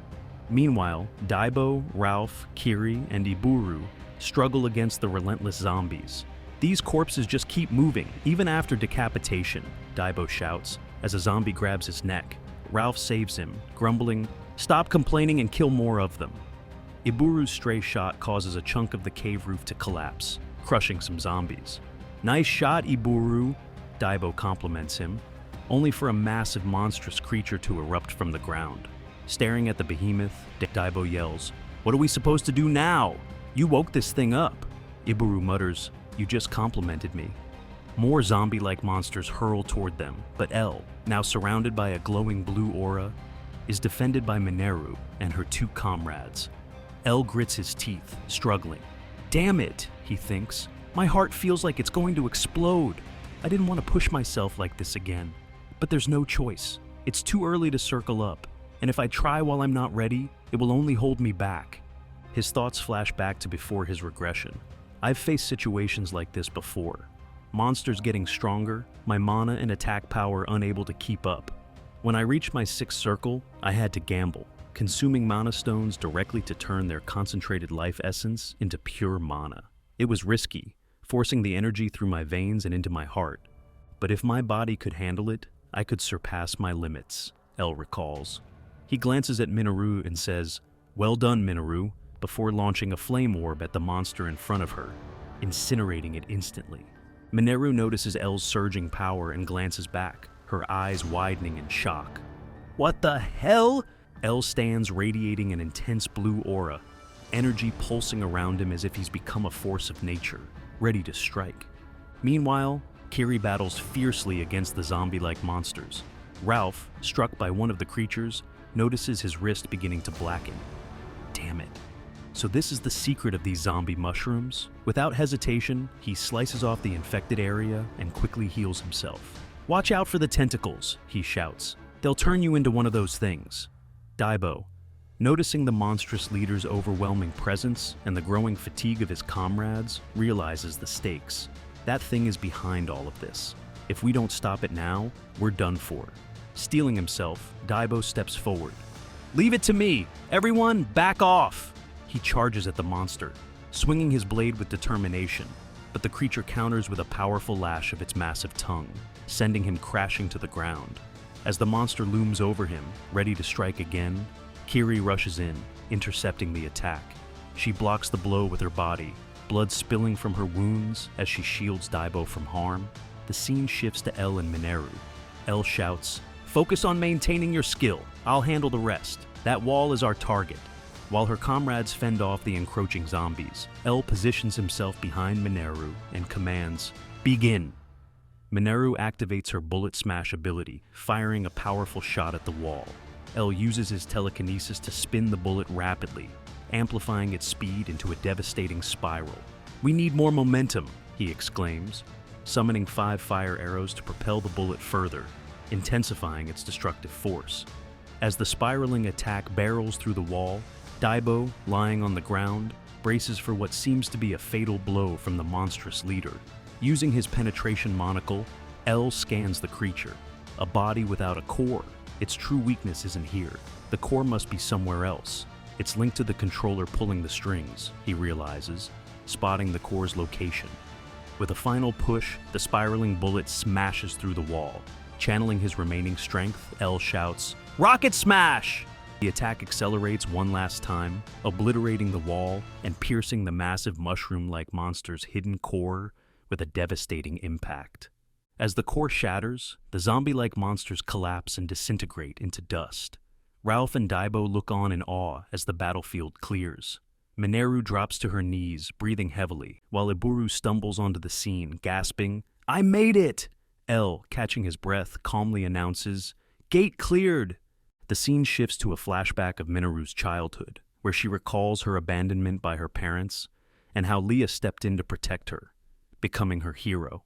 Leah's mentorship defined Minoru's life, though she always felt overshadowed by Leah's brilliance. Leah, ever encouraging, had once reassured her, "Don't feel so rushed, I'll always be by your side." In the present, Daibo glances at Kiri and asks, "Are you okay?" Kiri, who had taken a hit to protect him, nods and reassures the group, "I'm fine. It must be the new equipment." Ralph interjects loudly, It's because of my heel. Good thing I had enough mana, otherwise this would have been your grave. Ignoring Ralph's boastful remarks, the group ventures deeper into the dungeon, only to find Leah's body tied and overrun with mushrooms. Ralph speculates, she must have bound herself before turning into a zombie. Saddened, Minoru approaches Leah's body, carefully removing the ropes. She discovers a letter Leah left behind, addressed to her master. The letter reads, "Dear Master, the Black Magician's followers are back. They've already deeply infiltrated the Nautilus. I wanted to return and help you, but I don't think that will be possible. Please take care of yourself and Minoru. They prepared everything thoroughly. Prina and Catherick, who stayed by my side for so long, turned out to be followers. Half of the party members were traitors. I can't even fathom how many more of them are hiding among us. Don't trust anyone. I think this is the end for me. I couldn't keep my promise. I'm sorry, my sweet little sister." Tears stream down Minoru's face as she clutches the letter, overwhelmed with grief. Outside the gate, Black Magician followers stand and wait, confident that the artifact they took would ensure their success. Suddenly, Captain Chiron and her team ambush them. "How does it feel to be ambushed for once, you parasites?" She sneers, efficiently taking out 46 enemies with precision. Despite reassurances from Mura that everything is under control, Karen's unease grows as she anxiously awaits Minoru's return.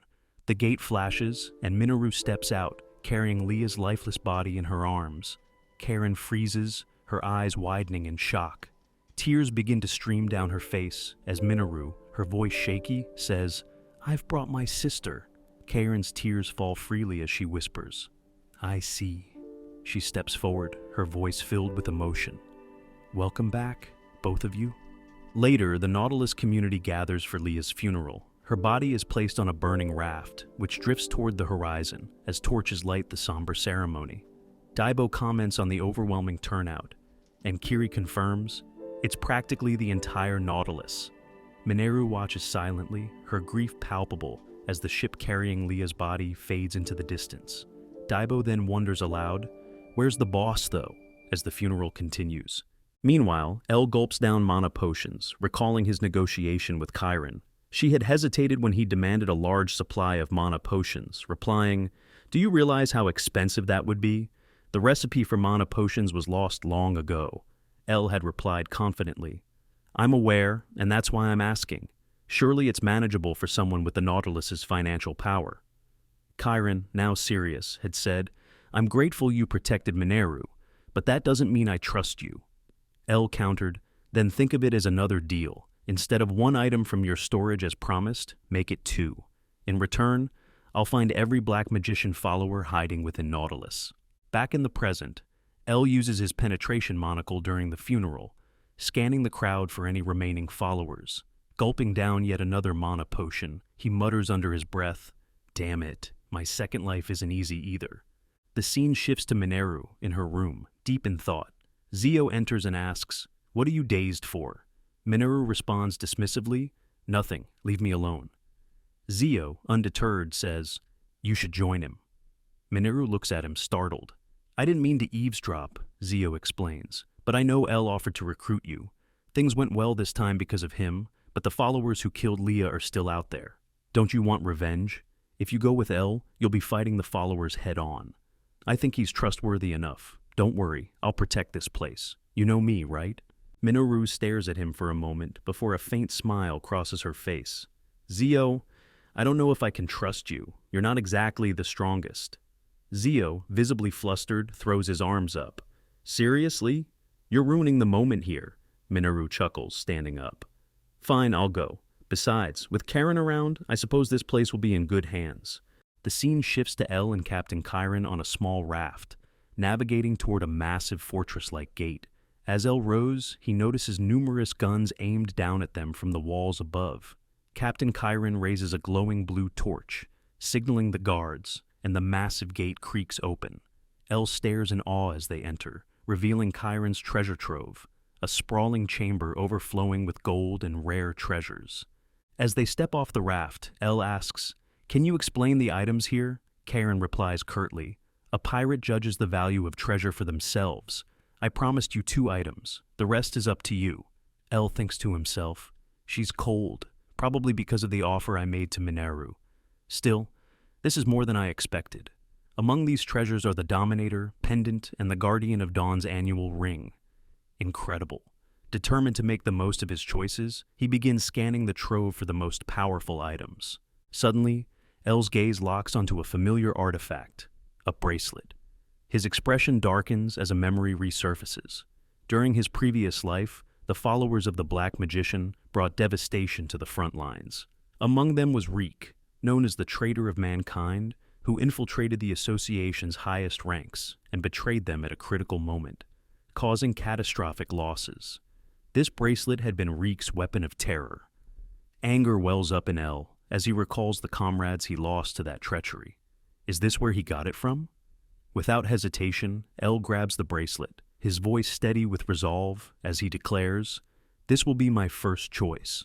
Karen watches him carefully, impressed by his selection. He has sharp eyes, but that artifact doesn't match his elemental type, she thinks. As El continues his search, his eyes land on a plain yet shiny ring. Its simplicity feels oddly out of place among such treasures. What's this? It doesn't feel special. Suspicious, he murmurs, reaching for it. Suddenly the ring springs toward him, latching onto his finger and catching him completely off guard. Startled, El looks to Karen, who freezes, her expression shifting to alarm. "That ring! It isn't mine!" she exclaims. "I can't let you take it. Pick something else." El, confused but calm, steps back. "I see. All right." But as he tries to remove the ring, it won't budge. Frustrated, he adds, "It won't come off." Meanwhile, the scene shifts to Baiju, reporting to Sir Evoke. The Gold Ridge matter has been resolved. Sir Evoke acknowledges the report but quickly asks about El. When Baiju hesitates, Evoke's patience snaps. With a furious punch that destroys his armrest, he shouts, "Failure! Even after using the fragment of night? This is unacceptable. One more failure, and you'll pay with your life." His tone grows icy, underscoring the gravity of the situation. Back on the Nautilus ship, Mineru gathers her belongings as Zio stands outside, bidding farewell to El's party. Daibo jokes, "We'll come back someday. Those drinks were too good to stay away from." Ralph chuckles, turning to Zio. "You better sharpen your skills before I return," he teases, smirking at the memory of winning 4 million mesos in their gambling match. Zio silently fumes, his face twitching in frustration, clearly still bitter about the loss.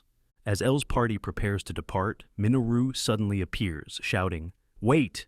Debo looks confused, but El smiles knowingly as Minoru steps forward and asks, "Where's my spot?" The scene shifts to a pair of adventurers running for their lives in a dark, ominous corridor. One glances back, seeing his comrade decapitated by a monstrous skeleton knight mounted on a skeletal horse. "Stop looking back! Just run!" one shouts desperately to the other. As they reach the gate, one frantically pulls the lever to activate the exit, but a sword flies through the air, severing his legs before he can escape. The gate slams shut, and, writhing in pain, he gasps in a shaky voice, "Idiot! Get out of here! Survive!" as he watches in horror as a towering skeleton knight on horseback advances, its ghastly form looming in the dim light. This video isn't free. It'll cost you just 1 subscribe, and I'm just gonna flip this around and ask you a couple of questions. You know we appreciate tips in the form of likes and comments if you feel like it.